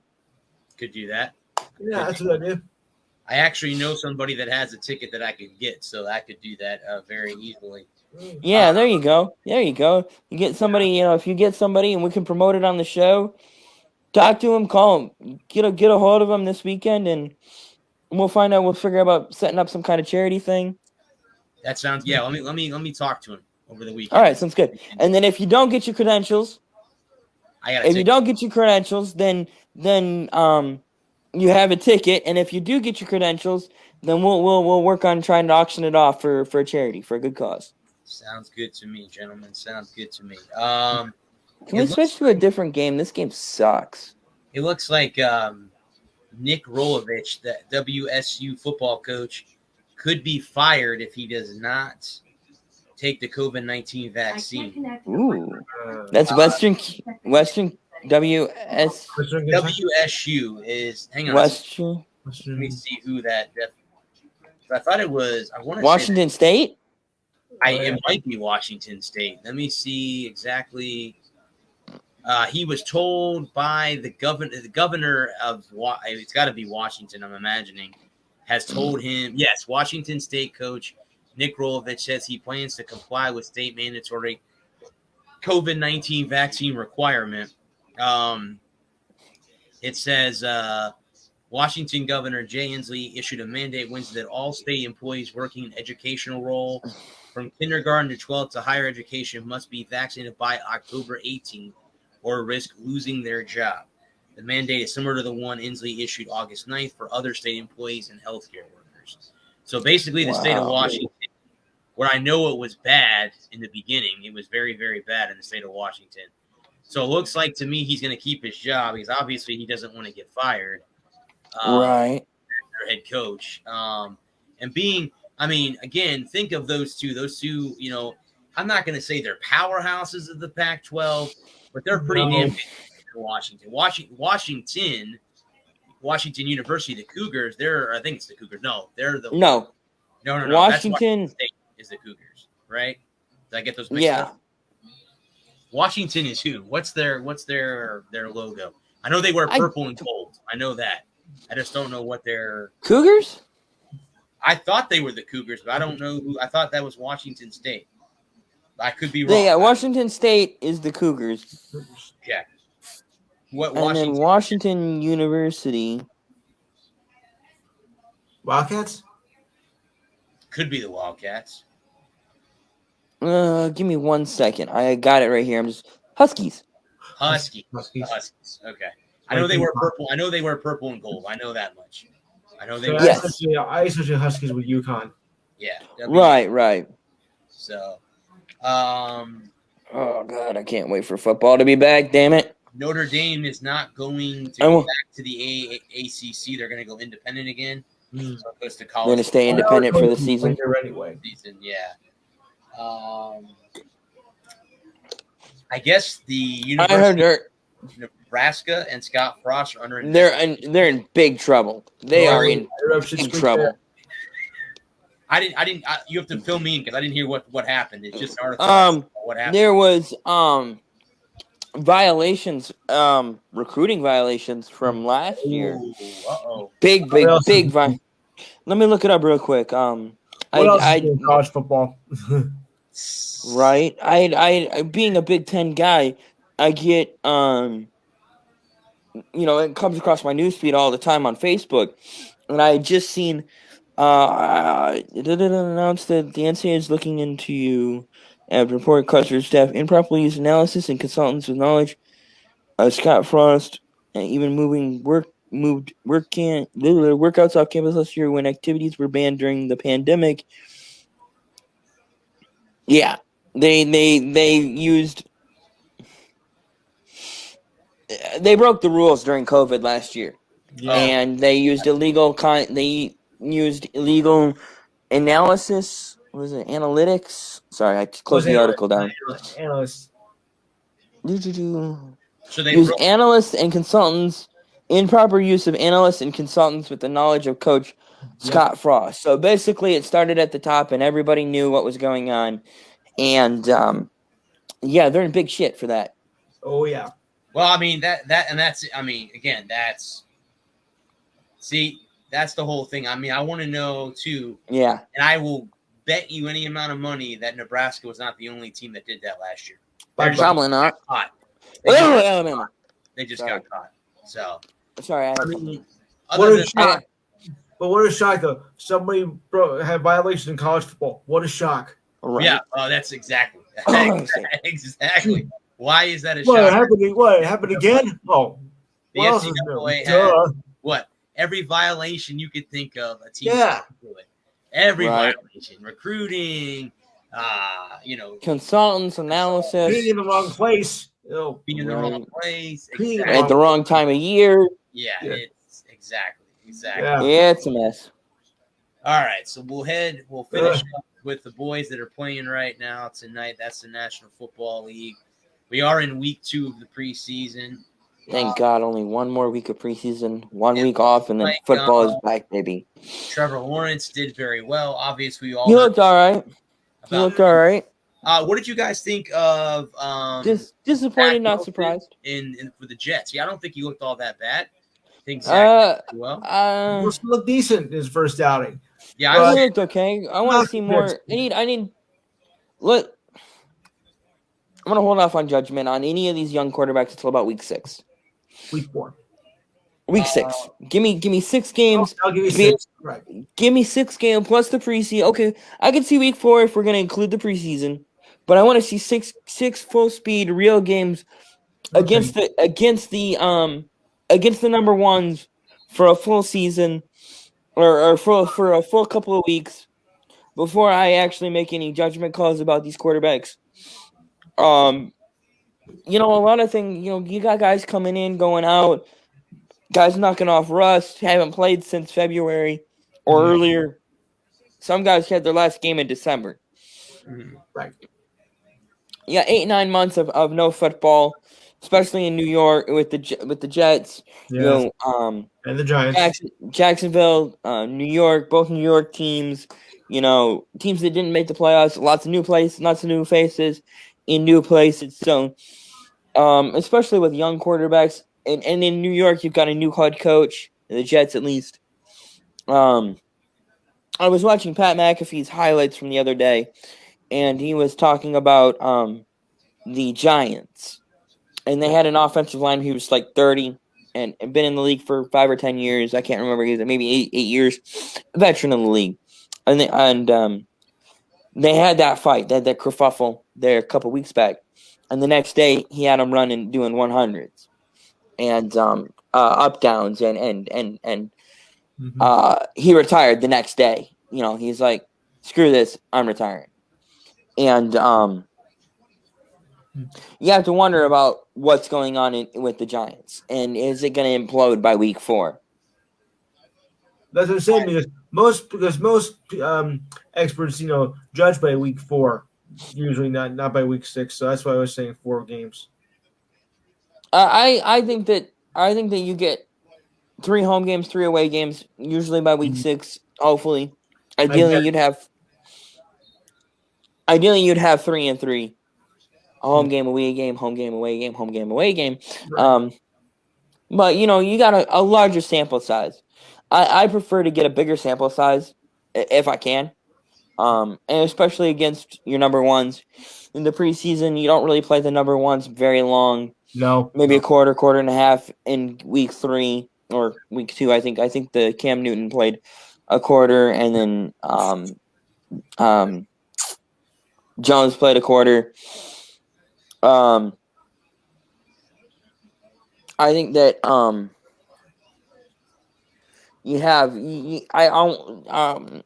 want to see more from Trey Lance and San Francisco. Yeah. I want to see more from Wilson going into this week. The Lions look pitiful this weekend. They look terrible. What do you want? They've got a lot of their issues have issues. Uh-huh. New England, it's looking better this week, better than last week. I was a little bit concerned about the defense last week, and they played much better this week. Getting some guys back off the PUP list. Mm-hmm. Offense looked pretty decent. The number ones looked good, at least tonight. So we'll see going forward. You got one more preseason week, and then week off, and then that's it. And that's it. Cut down before the regular season starts. Cut down to 53. Honestly, I think they should expand the roster. To what? If they're going to play 18 games. Well, it's 53 now. So what would you expand? 63, 73. I'll say for 63. I think 73 is too much. I think that I would like to see more guys. I like the bigger platoons. I think you get more guys, keep rotating guys in and out. I think it'll help cut down on a lot of injuries. You have a lot more guys to play on special teams, so you wouldn't have as many guys getting hurt. Or expand the practice squad from 8 to 12 or 15. Yeah, and then you have more guys that are, I think one of the biggest problems is that when guys get hurt, you have backups coming in who don't have a lot of reps, and so the product suffers. The product on the field suffers. And that's one of my biggest complaints is when you have guys who are not in game shape coming in and playing in, week 3 and haven't played, have done practice squad duty for 2 weeks, and now they're starting, you end up with more guys getting hurt. So if you have a bigger roster, you can get those guys in game action. You can have more rotation. I just think that they should, especially with expanding the season to adding another regular season game. Mm-hmm. I would like to see the rosters expand. Yeah, maybe not. Maybe I'd settle for 58. I'll settle for 58, and we can work from there. Well, why don't we just make it even 60? We'll 60 would be all right. 60 would be all right. Add another 7 players. You can have a couple more linemen both sides of the ball. I think that would be good. I think having more guys available would be good. More bodies available who are in game shape, who are practicing with the team during the regular week. I think it would make for a better product if guys got hurt and had to miss, significant time and not like season ending, but 2 or 3, 4 weeks, so that you have more guys that are ready to step in and take over. I just don't know if there would be. The only problem is with expanding the roster size, you would have to expand the cap. Right. Yeah. Well, we can end it, gentlemen, with what they're ranking the top 9 defenses. Okay. In the NFL ranking this year. Number 1, they have the Los Angeles Rams. Okay. First in points and first in yards a year ago. Yep. Number 2 is the Buccaneers, who were 8th in points and 6th in yards. Of course. Number 3 is the Indianapolis Colts, who were 10th in points and 8th in yards last year. The Baltimore Ravens are 4th. They were 2nd in points, 7th in yards. Number 5 is the Cleveland Browns. They were 21st in points, 17th last year. Washington football team was 4th in points, 2nd in yards. Number 7 is the Patriots. They were 7th in points, 15th in yards. Number 8 is the Broncos. They were 25th in points, 21st in yards. And the number 9 is the Buffalo Bills, the 16th in points, 14th in yards. So again, I can't disagree with any of those. Buffalo's too low, and Denver's way too high. Yeah, I think so. Well, I don't know about different being too high, but Buffalo is way too low. And I would flip flop 1 and 2. I think Tampa's probably the best defense in the league right now. Yeah. Over even with Aaron Donald and Jalen Ramsey? Yeah. Okay. Yeah. I mean, who Aaron Donald, I just double him every time and make the other guys beat me. Okay. I mean, and then I'm gonna put 2 guys on Jalen Ramsey's side and go to the underneath guy. Make the free safety come up and cover my other guy. Right. I mean, they don't have a linebacker like help me here. Linebacker in Tampa. Shaq Barrett? Yeah. I was thinking Shaquille Barrett. Well, Shaquille Barrett is a defensive end. You got Levante and Devin White would be the linebacker I think you're talking about. Yeah. Devin White. I don't see off the top. I don't remember who the linebacking court in LA is off the top of my head here. I don't remember who LA has as their linebacking core, but from what I remember, they're not nearly as good as the Tampa Bay linebacking core. Right. And I would put Tampa Bay's linebacking core. Jalen Ramsey's a good corner, borderline great, but sometimes he's just a bonehead, and he gets his emotions get the best of him. Mm-hmm. And Aaron Donald, I mean, they don't have another guy on the other side, and so you just double Aaron Donald and make the other guys beat you.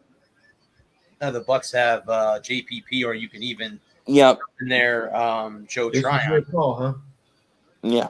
Or you could even throw Joe Tryon into that. Their first round pick. Yep. You could throw him in there. I think San Francisco could be a formidable defense this year. Minnesota could bounce back. They could be a formidable defense. I like Cleveland. What Cleveland's done down there, they're going to be tough to beat. New England's got a good looking defense already. After last week, which was a little shaky to start off with, they're blanking the Eagles right now with less than 8 minutes to go in the game, about to get the ball back.